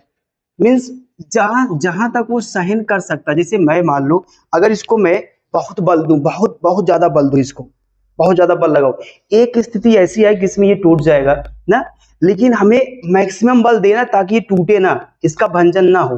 मतलब वह अधिकतम बल जिसमें ये टूटे ना लेकिन अधिकतम हो, तो उसे हम लोग बोलते हैं अधिकतम बल। इसे सामर्थ्य, इसकी इस मार्कर की सामर्थ्य बोलेंगे। तो सेम वही बात इस परावैद्युत का सामर्थ्य है। मतलब किसी परावैद्युत पदार्थ को इतना वैद्युत क्षेत्र दीजिए, इतना वैद्युत क्षेत्र दीजिए ताकि वह टूटे ना लेकिन वो मैक्सिमम हो, मैक्सिमम हो।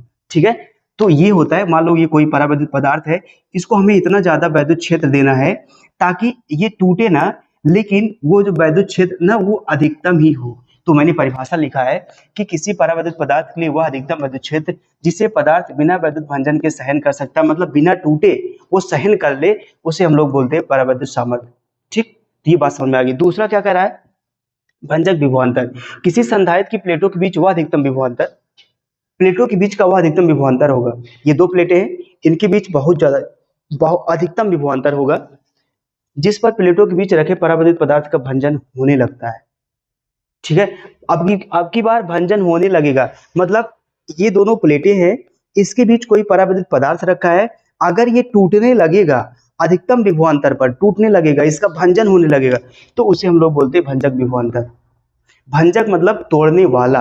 आप किसी पदार्थ को, इस पदार्थ को इतना ज्यादा विभवांतर दीजिए, इतना ज्यादा विभवांतर दीजिए ताकि इस ये टूटने लगे, इसका भंजक होने लगे ना, जिसका वैद्युत भंजन होने लगता है। सिंपल सी बात है, किसी संधारित्र की प्लेटों के बीच वह अधिकतम विभवांतर होगा जिस पर प्लेटों के बीच रखे परावैद्युत पदार्थ का वैद्युत भंजन होने लगता है, मतलब वह पदार्थ क्या होता है, टूटने लगता है। लेकिन ऊपर ऐसे नहीं कहा गया है, ऊपर कहा गया इसको बहुत ज्यादा वैद्युत क्षेत्र दीजिए, बहुत वैद्युत क्षेत्र दीजिए, लेकिन ये टूटे ना, सहन कर ले, तो वो होगा उसकी सामर्थ्य। लेकिन भंजक मतलब क्या होगा, वह अधिकतम विभवांतर दीजिए ताकि ये टूटने लगे, उसे हम लोग बोलते हैं भंजक विभवांतर। आई होप आपको दोनों परिभाषा समझ में आई होंगी। इसको एक बार और समझिएगा, जैसे मैंने बताया है आपको क्लियरली समझ में आ जाएगा। स्क्रीनशॉट लीजिए, आगे चलते हैं। आगे हम लोग पढ़ते हैं most important, yes an important लिखिएगा, यस एन इंपॉर्टेंट, मतलब ये परिभाषा, ये डेरिवेशन आने के चांसेस बहुत है। समांतर प्लेट संधारित्र की धारिता, समांतर प्लेट संधारित्र की धारिता, समांतर प्लेट संधारित्र की धारिता हम लोग निकालते हैं।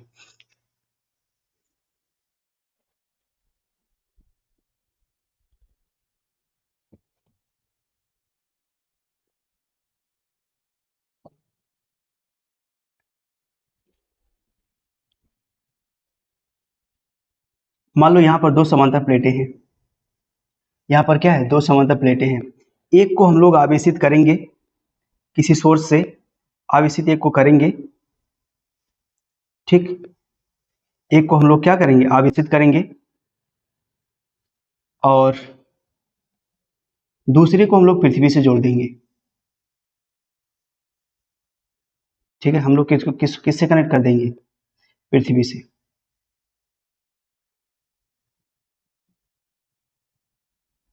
ठीक है, पृथ्वी से कनेक्ट कर देंगे। ये है पृथ्वी, ये है पृथ्वी। और देखो ये दो समांतर प्लेटें हैं, इनके बीच की वैद्युत क्षेत्र की तीव्रता क्या है, ई है, और विभवांतर क्या है, भी है। और उसके बाद भी हो गया, ये हो गया, और दूरी क्या है इनके बीच की, इनके बीच की जो दूरी है क्या है, स्मॉल डी, ऊपर लिखो सही रहेगा। तो ये बात आप क्या करोगे, लिखोगे कैसे, मैं लिखने का तरीका बता दे रहा हूँ, आप आराम से लिख लीजिएगा। दो समांतर प्लेटें हैं जो कैपिटल के परावैद्युतांक वाले माध्यम में स्थित है, किसमें स्थित है, कैपिटल के परावैद्युतांक वाले माध्यम में स्थित है, जिनके बीच की दूरी स्मॉल डी है, वैद्युत क्षेत्र की तीव्रता कैपिटल ई है, और विभवांतर भी है या भी हो तो लिख लोगे।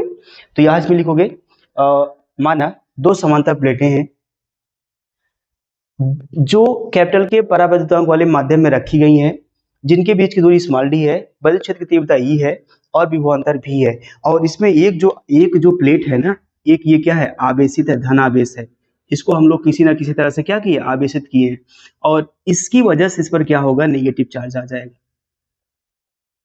ताकि ये प्लेटें बैलेंस में बनी रहेंगी।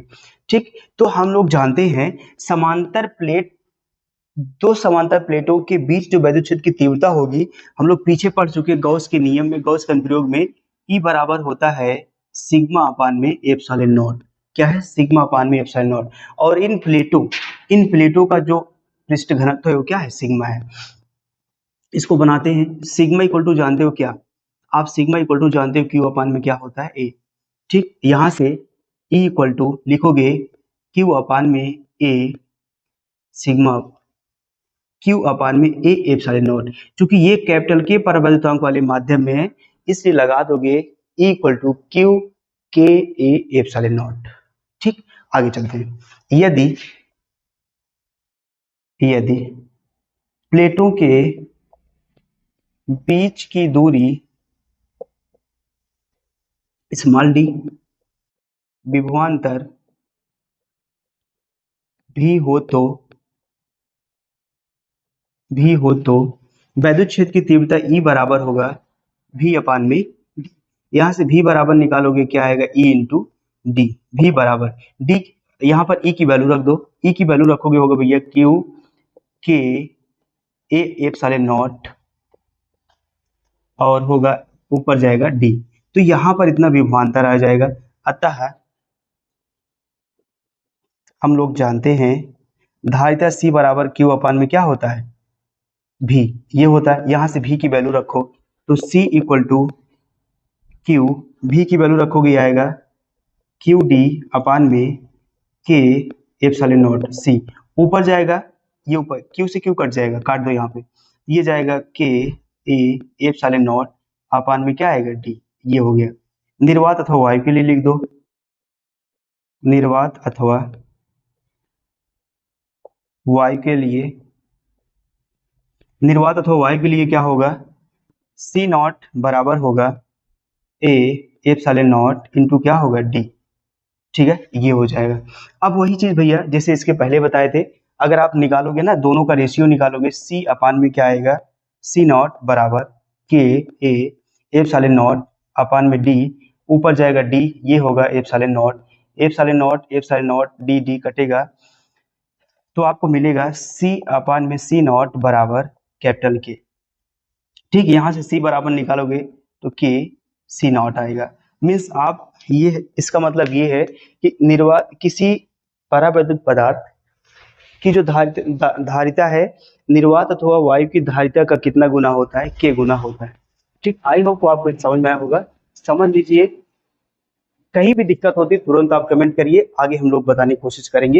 ये सारा पूरा सिस्टम रहा, और इतनी धारिता होती है, इस फार्मूले को याद रखिएगा, सी इक्वल टू के एप्सिलॉन नॉट अपान में डी, यही क्या है इसके लिए व्यंजक है, नीचे चाहे लिख सकते हो, यही क्या है समांतर प्लेट संधारित्र की धारिता का व्यंजक है, यही समांतर प्लेट संधारित्र की धारिता का व्यंजक है। ठीक है, ये हो गया। ठीक है, हम लोग आगे चलते हैं, इसके साथ ले लो, अच्छे से पढ़ो। अब की बार जो हेडिंग है वो बहुत और इंपॉर्टेंट है, समांतर प्लेट संधारित्र की धारिता, समांतर प्लेट संधारित्र की धारिता, समांतर प्लेट संधारित्र की धारिता, दिख नहीं रहा है ना,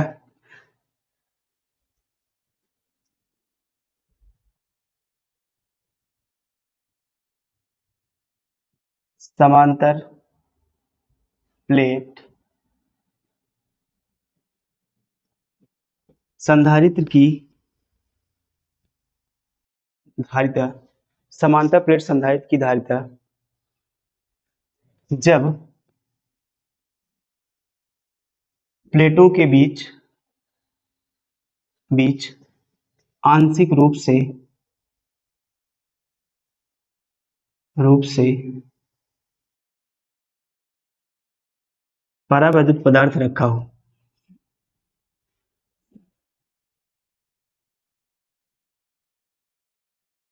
ठीक है, समांतर प्लेट संधारित्र की धारिता जब प्लेटों के बीच आंशिक रूप से कोई परावैद्युत पदार्थ रखा हो, तो हम लोग देखो क्या,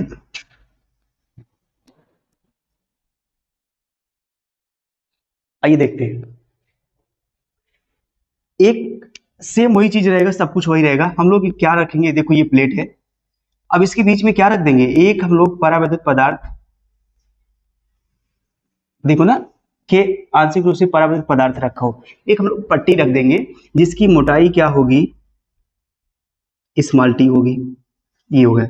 ठीक है, देखो क्या है इसमें, ये एक दो प्लेटें हैं जिस पर प्लस आवेश माइनस आवेश लिखने की कोई जरूरत नहीं, पीछे हम लोग देख चुके हैं, अगर लिखना चाहो लिख दो। इसको हम लोग क्या किए हैं, इसको हम लोग आवेशित किए हैं,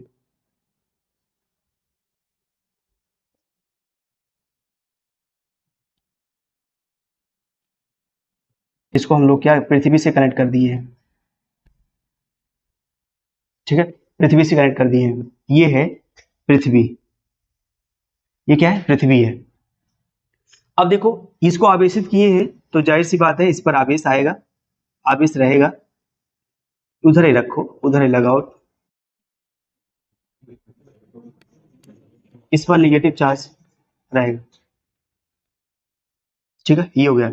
अब वही सब चीज है, इस प्लेट के बीच की दूरी क्या है, स्मॉल डी है, वैद्युत क्षेत्र की तीव्रता क्या है, इस कैपिटल ई है, और इसका विभवांतर क्या है, मान लो क्या है V1 है, ऐसा ध्यान दीजिएगा। और इस पट्टी की जो हम लोग परावैद्युत पदार्थ रखे हैं, इस पट्टी की मोटाई क्या है, T है, और इसका परावैद्युतांक क्या है, कैपिटल K है, और इसमें वैद्युत क्षेत्र की तीव्रता क्या है, E0 है, और इसका विभवांतर क्या है, V2 है। इसका विभवांतर क्या है, V2। सब लिख लोगे कि नहीं? देखो फिर से समझो। दो समांतर प्लेटें हैं, एक को हम लोग किसी सोर्स से कनेक्ट कर दिए हैं, दूसरे को पृथ्वी से कनेक्ट कर दिए हैं, और जिनके बीच की दूरी स्मॉल डी वैद्युत तीव्रता ई, और उसके बाद विभवांतर कितना है, V1 है। और इन दोनों प्लेटों के बीच एक परावैद्युत पदार्थ है जिसकी मोटाई क्या है, स्मॉल टी है, और इस परावैद्युतांक का इस परावैद्युत पदार्थ का परावैद्युतांक कैपिटल के है, वैद्युत क्षेत्र तीव्रता ई नॉट है, और विभवांतर क्या है, V2 है। तो अब हम लोग पहले इन दोनों प्लेटों के लिए लिखते हैं। पहले किसके लिए लिखेंगे, पहले इन दोनों प्लेटों के लिए लिखते हैं। तो यहां पर लिख दो, प्लेटों के लिए, प्लेटों के लिए लिखोगे वैद्युत क्षेत्र की तीव्रता ई बराबर सिग्मा अपान में एप्सिलॉन नॉट। तो ई बराबर सिग्मा अभी निकाले थे, क्यू अपान में ए एप्सिलॉन नॉट, इतना हो जाएगा। ठीक है। और एक चीज सबसे इंपॉर्टेंट बात भूल गए, इसमें ये रखो, देखो अगर इसकी मोटाई टी है तो इसके बीच की दूरी क्या होगी, ये पूरा मोटाई टी है, यहाँ से यहाँ की दूरी क्या है, अगर पूरे डी में से टी घटा दोगे तो इसके बीच की दूरी आ जाएगी। तो वही हम लोग लिख रहे हैं। अब यहाँ लिखोगे यदि प्लेटों के बीच की दूरी के बीच की दूरी स्मॉल डी और विभवांतर V1 हो तो वैद्युत क्षेत्र की तीव्रता E बराबर होगा V1 अपान में D।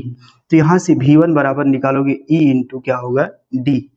अच्छा D काहे लिखोगे, क्योंकि देखो दोनों इस प्लेटों के बीच की दूरी क्या है, D माइनस टी है, तो यहाँ पर दूरी क्या रखोगे, D माइनस टी, तो यहाँ होगा D माइनस टी। V1 बराबर इस E की वैल्यू रखो यहाँ से Q अपान में A एप्सिलॉन नॉट, और ऊपर D माइनस टी से क्या रहेगा, मल्टीप्लाई रहेगा। तो ये V1 विभवांतर का मान इतना यहाँ से आ गया। अब पट्टिका के लिए लिखते हैं, पट्टिका के लिए मतलब परावैद्युत पदार्थ के लिए। ठीक है, हाँ इसके लिए लिखोगे तो यहाँ पर वैद्युत क्षेत्र की तीव्रता क्या माने हैं, ई नॉट माने हैं, बराबर ई नॉट माने हैं, और तो क्या होगा सिग्मा अपान में एप्सिलॉन नॉट। चूंकि यह कैपिटल के परावैद्युतांक में है इसलिए के से गुणा करा दोगे, तो ई नॉट बराबर ये होगा क्यू के ए एप्सिलॉन नॉट, इतना हो जाएगा। ठीक, वैद्युत क्षेत्र तीव्रता इतनी आ गई। और यदि मोटाई, पट्टिका की मोटाई है स्मॉल टी और विभवांतर V2 हो तो क्या करेंगे, वैद्युत क्षेत्र की तीव्रता ई नॉट बराबर V2 अपान में क्या होगा, टी। V2 अपान में क्या हो जाएगा, टी। तो यहां से लिखोगे V2 बराबर ई नॉट टी हो जाएगा। V2 equal to E naught की वैल्यू रखो, ई नॉट की वैल्यू हमारे पास कितना है, Q अपान में के ए एप्सिलॉन नॉट, और यहाँ हो जाएगा टी। ये हो गया V2 का मान। अतः कुल विभवांतर V बराबर होगा V1 प्लस V2। तो V बराबर V1 की वैल्यू है Q D minus T upon में ए एप्सिलॉन नॉट, प्लस इसकी वैल्यू है Q T अपान में के ए एप्सिलॉन नॉट। तो V बराबर यहां से निकालोगे Q A epsilon not, Q A epsilon not, सब में तो कॉमन हो जाएगा, और यहां से आएगा D माइनस टी, और प्लस यहां से T अपान में क्या होगा, कैपिटल की। अब धारिता निकाल लो, धारिता C बराबर Q अपान में क्या होगा, V होगा। तो C बराबर Q की वैल्यू रख दो भैया, Q की वैल्यू नहीं रहे, V की वैल्यू रख, विभवांतर की वैल्यू Q अपान में A epsilon not D minus T plus T अपान में K। यहाँ से Q क्या होगा, कैंसिल हो जाएगा, तो हमारे पास आएगा C इक्वल टू, ये एप्सिलॉन नॉट ऊपर जाएगा तो ये होगा A एप्सिलॉन नॉट, यहाँ K भी है, सॉरी कहाँ हो गया ये, अच्छा D माइनस ये K, चल ठीक है। तो यहाँ पर ये हो जाएगा ये तो ऊपर चला गया, तो नीचे बचेगा क्या, D माइनस टी, और ये होगा T अपान में K। इतना होता है धारिता। यही यही धारिता का व्यंजक है जब प्लेटों के बीच परावैद्युत पट्टिका हो, तो परावैद्युत पदार्थ हो।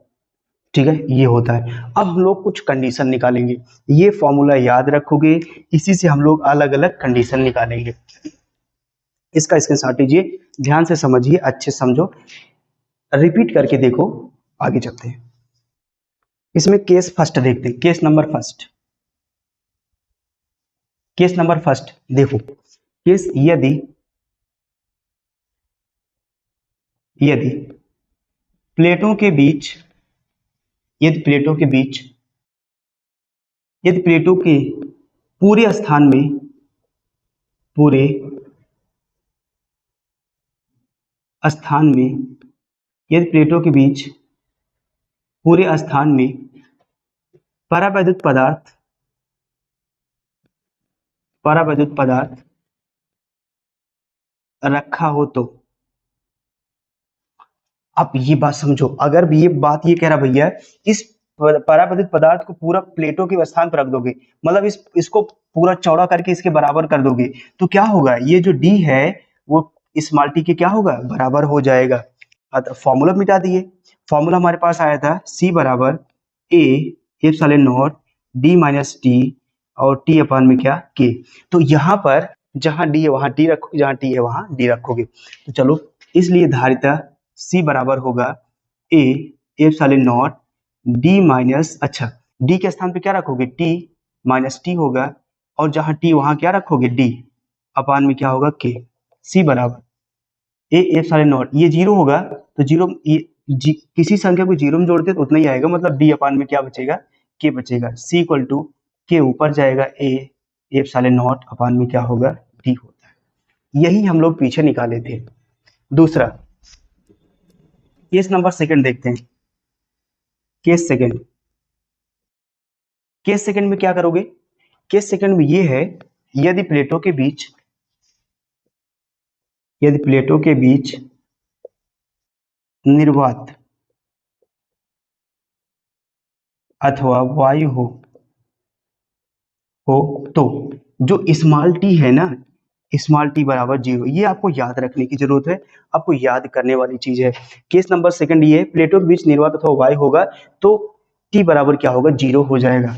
तो उस फॉर्मूले में टी बराबर जीरो रख दो, तो सी बराबर होगा ए एप्सिलॉन नॉट अपान में डी, इसके स्थान पे जीरो, और प्लस टी का स्थान पे क्या रखोगे, जीरो। तो आपको मिलेगा कितना, सी बराबर ए एप्सिलॉन नॉट, और ये बचेगा यहाँ से डी प्लस, इसको भाग दो क्या होगा, जीरो ही होगा इससे। तो यहाँ से सी बराबर डी में जीरो जोड़ो तो कितना होगा, ए एप्सिलॉन नॉट अपान में डी होगा।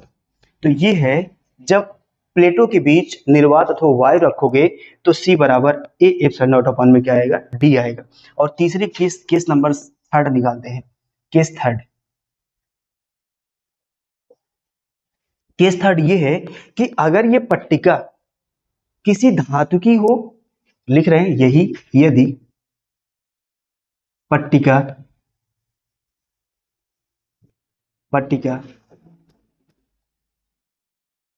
किसी धातु की हो तो कैपिटल के बराबर क्या होगा, इन्फिनिटी हो जाएगा। अब चलो धारिता निकालो, तो सी बराबर निकालेंगे ए एप्सिलॉन नॉट, और यहां से डी माइनस टी, और के बराबर क्या रखोगे, इन्फिनिटी, और सी बराबर ए एप्सिलॉन नॉट और डी माइनस टी, और इसका मान होगा जीरो। आपको मिलेगा कितना, सी बराबर A epsilon not D minus T, और जीरो में जोड़ोगे तो इतना ही मिलेगा। ये होता है इसका व्यंजक। अभी एक बात आपको समझ में कम आई होगी जो बायो के स्टूडेंट होंगे, तो यहाँ से एप्सिलॉन नॉट का मतलब होता है वन अपान में जीरो, ये होता, सॉरी मतलब इन्फिनिटी का मतलब वन अपान जीरो, तो इन्फिनिटी आता है। तो इस इन्फिनिटी के स्थान पे ना वन अपान जीरो रखोगे ना, तो ये पूरा जीरो हो जाएगा सिस्टम। ठीक, ये तो आप डायरेक्ट लिख लो, one upon infinity equal to, मतलब T upon infinity equal to क्या होगा, जीरो होगा। ये किसी के बटे में इन्फिनिटी आएगा, पूरा सिस्टम लेके जीरो हो जाएगा। आगे चलते हैं।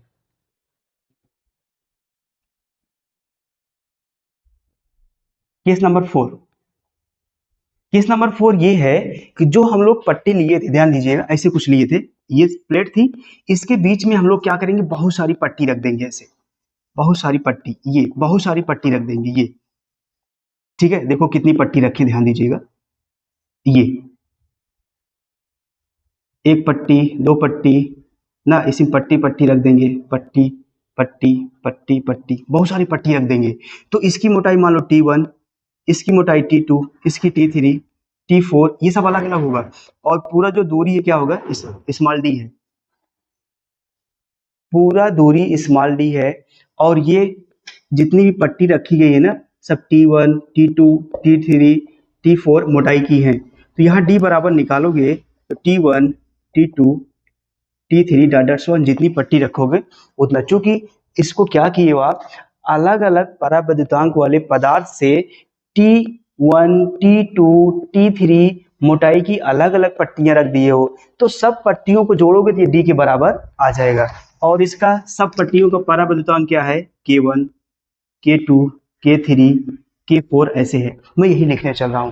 तो आप देखोगे, यदि यदि प्लेटों के बीच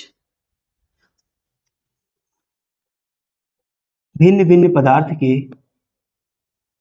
भिन्न भिन्न पदार्थ की पट्टियां रखी हों, जिनकी परावैद्युतांक और मोटाई क्रमशः K1, K2, K3 dot dot and T1, T2, T3 dot dot so on. ठीक है, इसलिए धारिता लिखोगे, इसलिए आप धारिता लिखोगे। अगर धारिता लिखोगे तो क्या होगा, धारिता C बराबर होगा A epsilon not, A epsilon not. ठीक है, यहाँ पर फॉर्मूला था D माइनस टी, एक बार लिख दे रहा हूँ, और ये होगा T अपान में K। अगर सब अलग अलग हो जाएगा, थोड़ा सा जगह चाहिए इसके लिए, तो ए एप्सिलॉन नॉट, देखो D। अब ये जो T है ना, अलग अलग टूट गया है, तो इसको तोड़ोगे तो होगा T1 plus T2 plus T3, ये प्लस डॉट डॉट, बहुत बहुत पट्टी रखी गई है, प्लस, और ये होगा T1 अपान में K1, T2 अपान में K2, T3 अपान में K3 dot dot so on, ये होगा। तो C बराबर ए एप्सिलॉन नॉट, ये होगा D। देखो ये पूरा क्या है, देखो ये सब, ये पूरा क्या है, D है, ये होगा माइनस D प्लस, और ये होगा T1 अपान में K1, T2 अपान में K2, T3 अपान में K3 dot dot so on, ये वाला इससे कट जाएगा।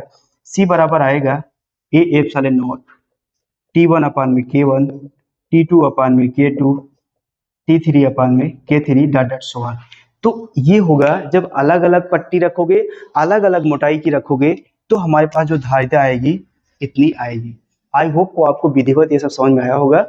अच्छे से समझिए, कहीं नहीं समझ में आता है तो कमेंट करके मुझे बताइए।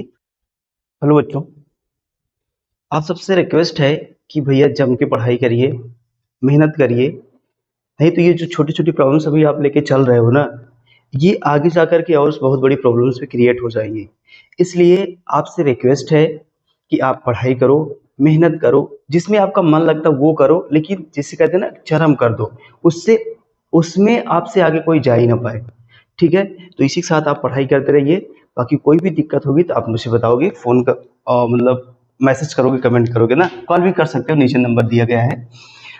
आइए हम लोग देखते हैं, आज हम लोग पढ़ेंगे संधारित्रों का संयोजन। ठीक है, आज हमारी अगली हेडिंग है संधारित्रों का संयोजन।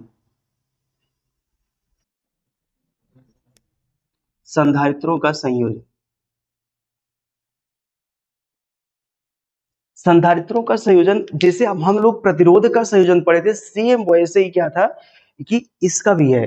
जैसे हम लोग प्रतिरोधों का संयोजन पढ़े थे, सेम वैसे संधारित्र का भी संयोजन है। दिक्कत ये, जैसे उसका श्रेणी क्रम संयोजन इसका समांतर बन जाएगा, इसका समांतर उसका श्रेणी बन जाएगा, मतलब एक दूसरे का अपोजिट होता है। जैसे देखो मैं थोड़ा सा प्रतिरोधों की बात करूं, प्रतिरोध, प्रतिरोध में आप लोग पढ़े थे सब एक समांतर क्रम और एक श्रेणी क्रम, एक श्रेणी क्रम पढ़े थे। तो समांतर क्रम में निकाले थे 1/r इक्वल टू 1 में r1 plus 1/r2 plus 1/r3, ये निकाले थे हम लोग। और श्रेणी क्रम में r equal to r1 r2 r3 ये निकाले थे। लेकिन इसका जस्ट अपोजिट हो जाएगा, मतलब हम लोग संधारित्र के लिए अगर लिखेंगे तो क्या आएगा, वैसे याद रख लो, यहाँ से संधारित्र के लिए इसका उल्टा हो जाएगा, ये वाला हो जाएगा, ये वहां चला जाएगा, तो ये हो जाएगा संधारित्र के लिए। यहाँ पर हम लोग क्या करते हैं, C1 सी इक्वल टू क्या होता है, C1 C2 C3 ये हो जाएगा। और इसका हो जाएगा 1/c equal to 1/c1 plus 1/c2 और 1/c3। चाहे आप ऐसे याद रख लो, सिद्ध करने के लिए कभी नहीं आता है, आता तो इस पर न्यूमेरिकल आता है, लेकिन मैं आपको प्रूफ करके दिखा रहा हूँ। कोई भी दिक्कत होगी तो आप कमेंट करिएगा।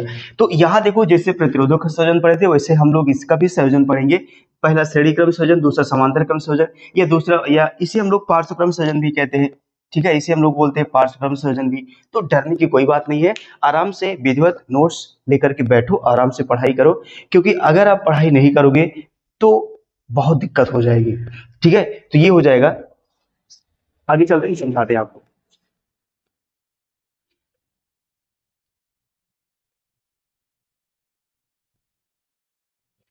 इसमें हम लोग पहला सीखेंगे आज, इसमें पहला हम लोग पढ़ेंगे श्रेणी क्रम संयोजन।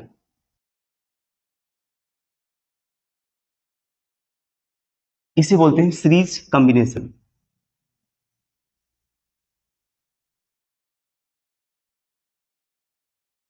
ठीक है, सीरीज कॉम्बिनेशन। देखो इसमें क्या होता है, संधारित्र का जो सिंबल होता है ऐसे होता है, ये संधारित्र का सिंबल होता है। तो हम लोग क्या करेंगे, सीरीज में जोड़ेंगे, श्रेणी क्रम में जोड़ेंगे। जैसे देखो, ये एक संधारित्र ये हो गया, दूसरा संधारित्र ये हो गया, और तीसरा संधारित्र क्या हुआ, ये हो गया। तीसरा संधारित्र क्या हो गया, थोड़ा सा पास पास में जोड़ दूं। देखो हम लोग संधारित्र को लिखेंगे, ये एक संधारित्र ये हो गया, और दूसरा ये हो गया, और तीसरा ये हो गया। ठीक है, ये तीन संधारित्र लिए हैं, आपकी इच्छा है तो आप 4 ले लो, 5 ले लो, 6 ले लो, जितना मन करे उतना ले लो। तो यहां पर देखो,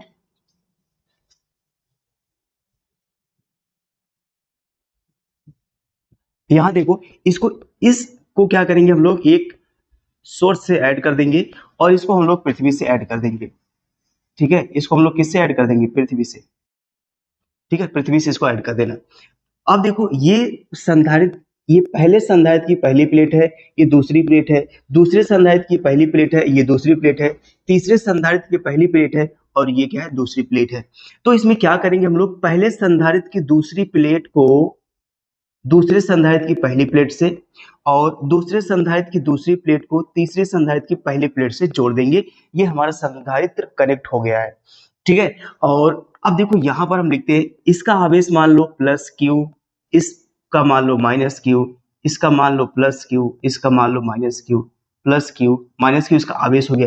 क्यों, क्योंकि संधारित्रों के संयोजन में, श्रेणी क्रम संयोजन में आवेश समान होता है, लेकिन विभवांतर, इसका मान लो V1 है, इसका मान लो V2 है, और इसका मान लो V3 है, ये, और इसकी धारिता मान लो C1 है, धारिता इसकी C2 है, इसके C3 है। आई होप को आपकी इतनी सारी समझ में आई होंगी।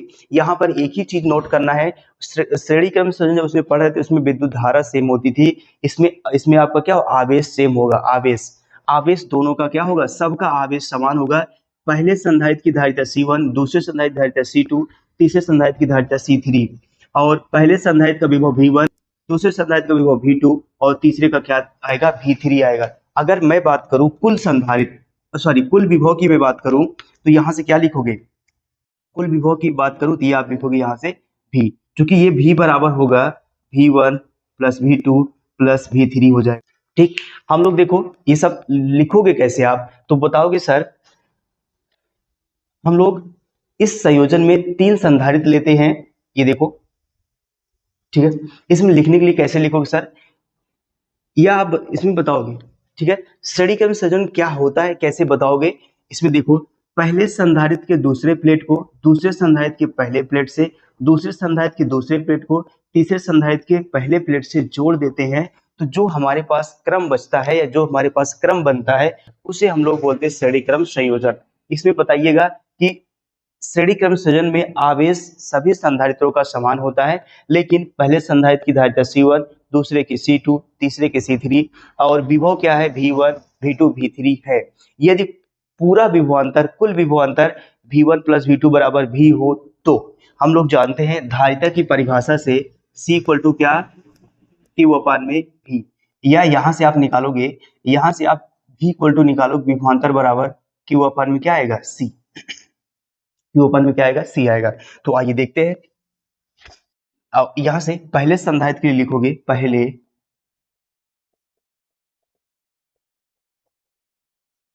संधारित्र के लिए, पहले संधारित्र के लिए विभवांतर लिख दूं, विभवांतर लिख दो, पहले संधारित्र के लिए विभवांतर,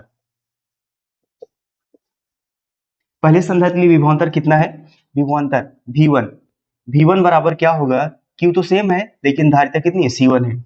अब इसी तरह दूसरे संधारित्र के लिए, दूसरे संधारित्र के लिए विभवांतर V2 बराबर क्या होगा, Q अपान में C2, और तीसरे संधारित्र के लिए, तीसरे संधारित्र के लिए क्या होगा, V3 बराबर Q अपान में C3। ठीक है, अब कुल विभवांतर मैंने बताया अगर V हो तो लिख लो, कुल विभवांतर,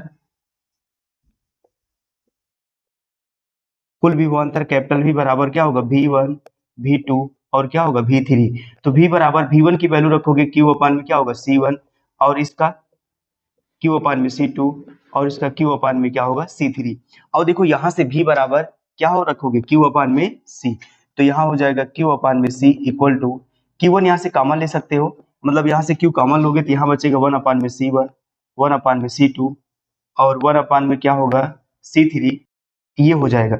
Q से Q कट जाएगा, यहाँ बचा 1 अपान में C इक्वल टू 1 अपान में C1, 1 अपान में C2, 1 अपान में C3। अगर इसी तरह से और भी धारिता हो तो हम लोग जोड़ते चले जाएंगे। तो ये होता है श्रेणी क्रम में संयोजन। श्रेणी क्रम संयोजन का फॉर्मूला हमारे पास आ गया, 1 upon C equal to 1 upon C1, 1 upon C2, 1 upon C dot dot so on, ये होता है। ठीक, अतः इससे स्पष्ट है, लिखोगे अतः इससे, इससे स्पष्ट है कि, अतः इससे स्पष्ट है कि, ये इसे बोलते तुल्य धारिता है। अतः इससे स्पष्ट है कि श्रेणी क्रम संयोजन में, श्रेणी क्रम संयोजन में, संयोजन में धारिताओं का, या तुल्य धारिता लिख दो, संयोजन में तुल्य धारिता, तुल्य धारिता, तुल्य धारिता अलग अलग संधारित्र, अलग अलग, अलग अलग धारिताओं के, धारिताओं के व्युत्क्रम के, व्युत्क्रम के योग के, व्युत्क्रम के योग के बराबर होती है। ठीक है, ये होता है, मतलब यहां से हमें एक निष्कर्ष निकला, एक आप प्रयोग समझ सकते। अतः इससे स्पष्ट है कि श्रेणी क्रम संयोजन में तुल्य धारिताओं, तुल्य धारिता अलग अलग धारिताओं के योग, अलग अलग धारिताओं के व्युत्क्रम के योग की क्या होता है, बराबर होता है। ठीक है, तो ये है, अतः इससे स्पष्ट है कि श्रेणी क्रम संयोजन में तुल्य धारिता अलग अलग धारिताओं के व्युत्क्रम के योग की क्या होती है, बराबर होती है। आई होप आपको समझ में आया होगा, इसके साथ लीजिए अच्छे से बनाइए। आगे चलते हैं, हम लोग दूसरा, दूसरा संयोजन लिखते हैं। दूसरा है समांतर क्रम, समांतर क्रम संयोजन, इसे बोलते हैं पार्श्व क्रम संयोजन, पार्श्व क्रम, या इसे आप ऐसा भी बोल सकते हो, इसे हम लोग बोल सकते हैं क्या, पैरेलल, पैरेलल कॉम्बिनेशन। ठीक है, पैरेलल कॉम्बिनेशन, इसको समझते हैं थोड़ा सा। ठीक है, इसमें फिगर बनाते हैं, ये हो गया पहला संधारित्र, ये हो गया दूसरा, और ये हो गया तीसरा। ये तीन संधारित्र हमारे पास आ गए हैं। ठीक है, ये तीन संधारित्र हमारे पास हो गए। ये अब इन तीनों संधारित्रों को एक बिंदु से और इन तीनों संधारित्रों की दूसरी प्लेट को किसी एक बिंदु से हम लोग क्या करेंगे, अटैच कर देंगे। ये ठीक है ना, ये हम लोग क्या करेंगे, जोड़ देंगे। और इसको जो है ना, इसको पृथ्वी से ऐड कर दीजिएगा और इसको किसी सोर्स से ऐड कर दीजिएगा, ये ठीक है। अब आप लिखोगे इसमें, क्योंकि देखो ये अलग अलग संधारित्र हैं, यहाँ पर आवेश लिखोगे, आवेश, इसका आवेश क्या होगा, Q1, ठीक है। ये इसका आवेश, आवेश सबका अलग अलग होता है। ये मान लो पॉजिटिव है तो ये क्या होगा, निगेटिव होगा। ये मान लो पॉजिटिव है तो ये निगेटिव होगा। ये क्या होगा, Q2 माइनस Q2, ये Q3, ये क्या होगा, माइनस Q3। तो ये इसका आवेश हो गया, ठीक है। अब आपका जो विभव होगा वो समान होगा, इसकी धारिता C1, इसकी धारिता C2, इसकी धारिता क्या होगी, C3, और इन सब का जो विभव है, सबका विभव क्या है, भी वो क्या है, समान है। तो यहाँ पर क्या लिखोगे, सर ऐसा संयोजन होता है, ऐसा संयोजन होता है जिसमें तीनों संधारित्रों के पहले प्लेट को किसी एक एक सिरे से या किसी एक बिंदु से और दूसरे प्लेट को किसी दूसरे बिंदु से जोड़ देते हैं, तो जो हमारे पास संयोजन मिलता है उसे हम लोग बोलते हैं समांतर क्रम संयोजन, ठीक है। और इसमें क्या होता है, पहले संधारित्र पर आवेश Q1, दूसरे संधारित्र पर आवेश Q2 और तीसरे संधारित्र पर आवेश क्या है, Q3 उपस्थित है, और धारिता C1 C2 क्या है, C3 है, ठीक है। और सबका विभवांतर क्या है, भी है, ठीक। ये आप लिखोगे यहाँ पे, या मैं फिर से एक बार बोल दे रहा हूँ, उसको आप सुन लीजिए। इसमें क्या है कि सर ऐसा संयोजन होता है जिसमें तीनों संधारित्रों की पहली प्लेट को एक बिंदु से और दूसरी प्लेट को किसी दूसरे बिंदु से जोड़ देते हैं, उसे हम लोग बोलते हैं समांतर क्रम संयोजन या पार्श्व क्रम संयोजन। तो अब इसमें क्या है, माना तीनों प्लेटों की धारिताएं क्रमशः C1 C2 C3 और आवेश क्रमशः Q1 Q2 Q3 हैं, तथा विभव इसका क्या है, विभवांतर समान है, ठीक है। तो हम लोग जानते हैं विद्युत धारिता की परिभाषा से, परिभाषा मैं नहीं लिख रहा हूं, विद्युत धारिता की परिभाषा से C इक्वल टू क्या होता है, Q अपान में V।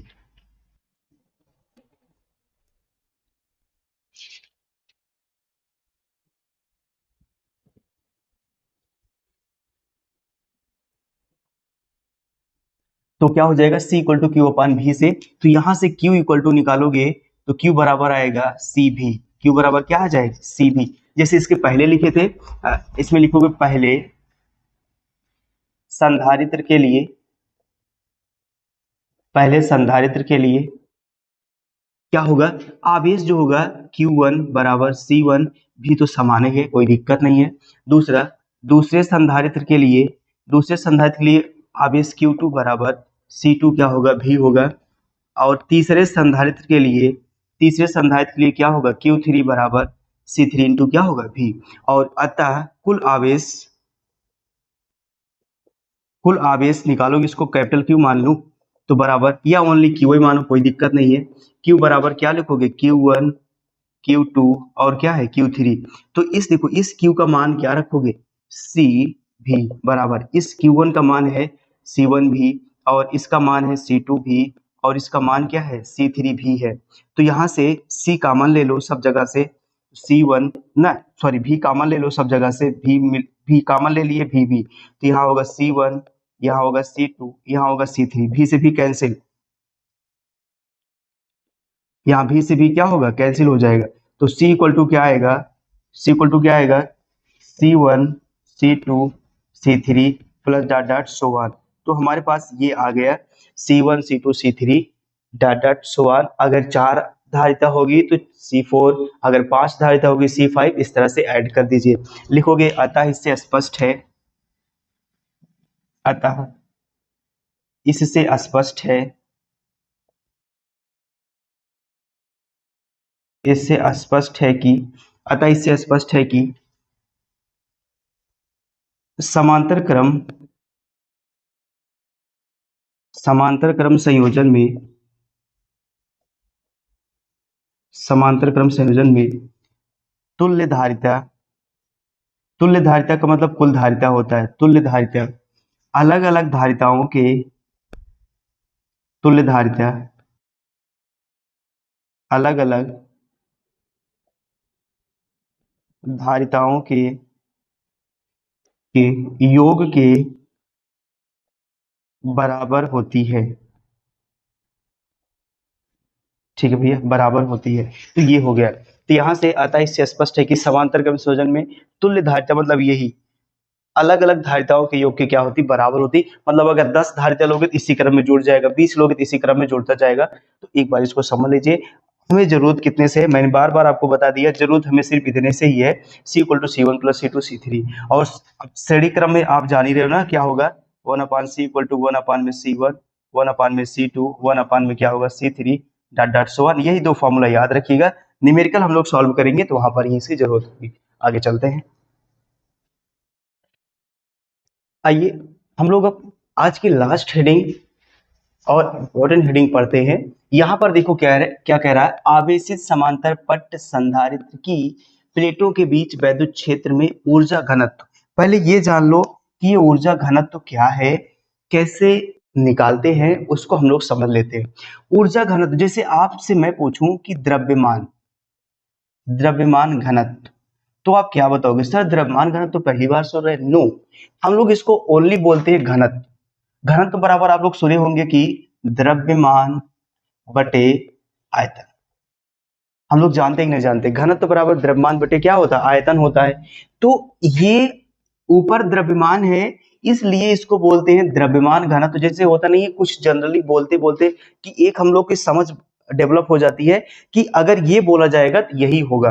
तो वैसे अगर घनत्व बोला जाएगा, सिर्फ और सिर्फ घनत्व बोला जाएगा, तो आप तुरंत मतलब दिमाग में क्लिक हो जाएगा कि ये क्या है, द्रव्यमान बटे क्या है, आयतन है। तो ये इसको हम लोग अगर बोले, अगर सही वास्तविकता से बोले तो द्रव्यमान घनत्व बोलते इसे, इसलिए होता द्रव्यमान बटे आयतन।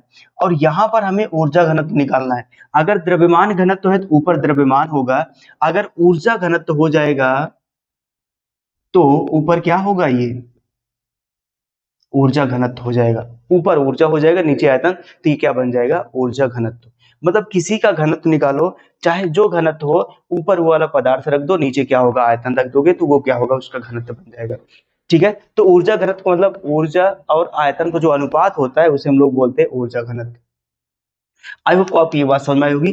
अब हम लोग चलते हैं निकालने। क्योंकि देखो आवेशित है, एक प्लेट है जो आवेशित है, ये प्लेट मान लो क्या है, ये आवेशित है, ये एक पर पॉजिटिव एक पर निगेटिव, ये क्या है, आवेशित है। और इसके बीच का विभव क्या है, V है। और धारिता क्या है, C है। धारिता क्या है, C है। और इसके बीच की जो दूरी है क्या है, स्मॉल d है। ठीक, तो ये सब चीजें हैं। और उसके बाद क्या करना है, प्लेटों के बीच हमें क्या करना है, वैद्युत क्षेत्र में, वैद्युत क्षेत्र क्या है इसका, E है। और हमें क्या निकालना, ऊर्जा घनत्व। ऊर्जा घनत्व को मैं लिखूंगा ऊपर ऊर्जा, नीचे लिखूंगा आयतन, ये आयतन। और इस आयतन को आप तोड़ सकते हो, आयतन को तोड़ सकते हो किसमें, क्षेत्रफल गुणे लंबाई, ऊंचाई, चौड़ाई, मोटाई, किसी में जोड़ सकते हो ना। तो ये हो जाएगा, लंबा लो, दूरी ले लो, ठीक है, यहाँ पर दूरी आएगा, दूरी दूरी एक प्रकार की लंबाई, ऊंचाई, चौड़ाई कुछ भी हो सकती है कि नहीं। तो ये हो जाएगा, इसमें हम लोग क्या करेंगे, इसको तोड़ देंगे, क्षेत्रफल और दूरी आ जाएगा, तो मान लेंगे ये क्या है, हमारा ऊर्जा घनत्व है। तो एक क्या है, दो समांतर प्लेटें हैं जिस पर प्लस और माइनस की आवेश, माइनस चार्ज मतलब प्लस चार्ज और माइनस चार्ज क्या है, उपस्थित है। और जिसके बीच क्या है, वैद्युत क्षेत्र E है, दूरी क्या है, D है, विभवांतर क्या है, V है, और ये क्या है, C है, धारिता। तो हम लोग क्या करते हैं, बी नो दैट सीधा लिखते हैं, क्योंकि पीछे हम लोग पढ़ चुके हैं, तो सीधा लिखते हैं हम लोग।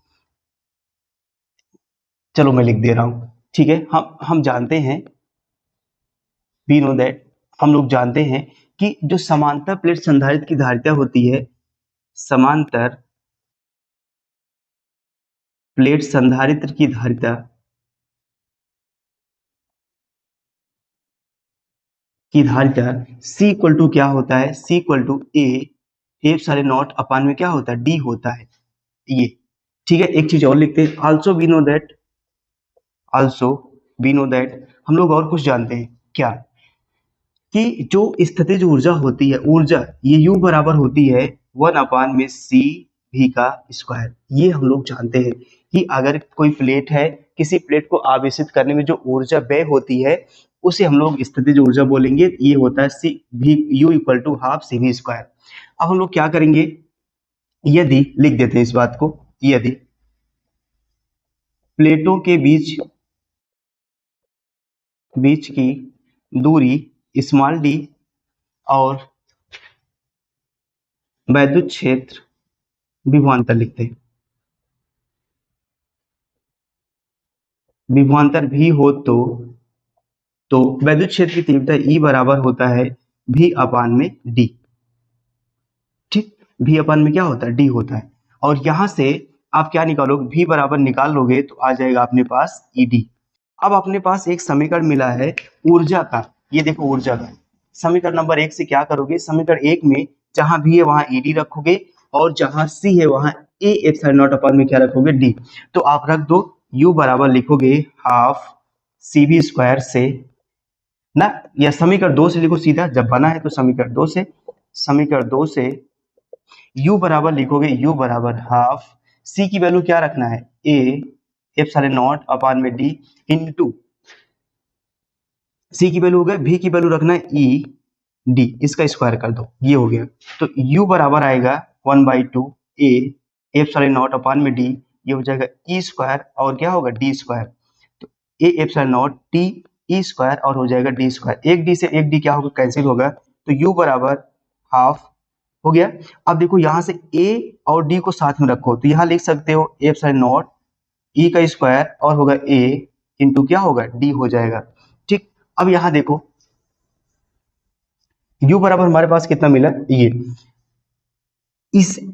एक प्रकार का ये भी ऊर्जा है, यह ना, यह ऊर्जा का सूत्र है समांतर प्लेट संधारित्र की धारिता के लिए, क्या है, यह ऊर्जा का सूत्र है। हम यहाँ लिखेंगे एकांक आयतन की, एकांक आयतन की, एकांक आयतन के लिए ऊर्जा घनत्व, एकांक आयतन के लिए ऊर्जा घनत्व U बराबर निकालोगे, ये पूरा देखो ये आयतन है भैया, मैंने बताया ना कि क्षेत्रफल और दूरी गुणा करोगे तो आयतन मिलेगा, लंबाई चौड़ाई ऊंचाई सब मिल जाएगा, क्या होगा, वो आयतन ही होगा। तो यहाँ से ये आएगा A इंटू डी, ये बटे में आ जाएगा, अपने पास क्या बचेगा 1/2 और एप्सिलॉन नॉट और क्या होगा E का स्क्वायर, और इसी को हम लोग बोलते हैं ऊर्जा घनत्व। और यहाँ मैं ऊर्जा घनत्व को स्मॉल u से लिख रहा हूँ, हाफ एप्सिलॉन नॉट और क्या होगा E का स्क्वायर हो जाएगा। ठीक है, यहाँ मैं ऊर्जा घनत्व को U से लिख रहा हूँ, हाफ एप्सिलॉन नॉट E का स्क्वायर। तो ये होता है ऊर्जा घनत्व का फॉर्मूला। ठीक, यहाँ पर आप ऐसे भी लिख सकते हो कि U बराबर स्मॉल u बराबर कैपिटल U अपान में A इंटू डी बराबर हाफ एप्सिलॉन नॉट E का स्क्वायर। ठीक है ना, ये होता है, ये होगा आपका आंसर। आई होप को आपको सारी बातें समझ में आई होंगी। अगर आपको विधिवत परावैद्युत और संधारित्र वाला लेसन, ये मतलब चैप्टर 4 समझ में आया है तो लाइक करिए, सब्सक्राइब करिए, शेयर करिए। कोई भी पॉइंट अच्छा लगा हो, पढ़ाने में मजा आया हो पढ़ने में, तो आप लाइक करिए, शेयर करिए, सब्सक्राइब करिए। मिलते हैं नेक्स्ट वीडियो, तब तक लिए जय।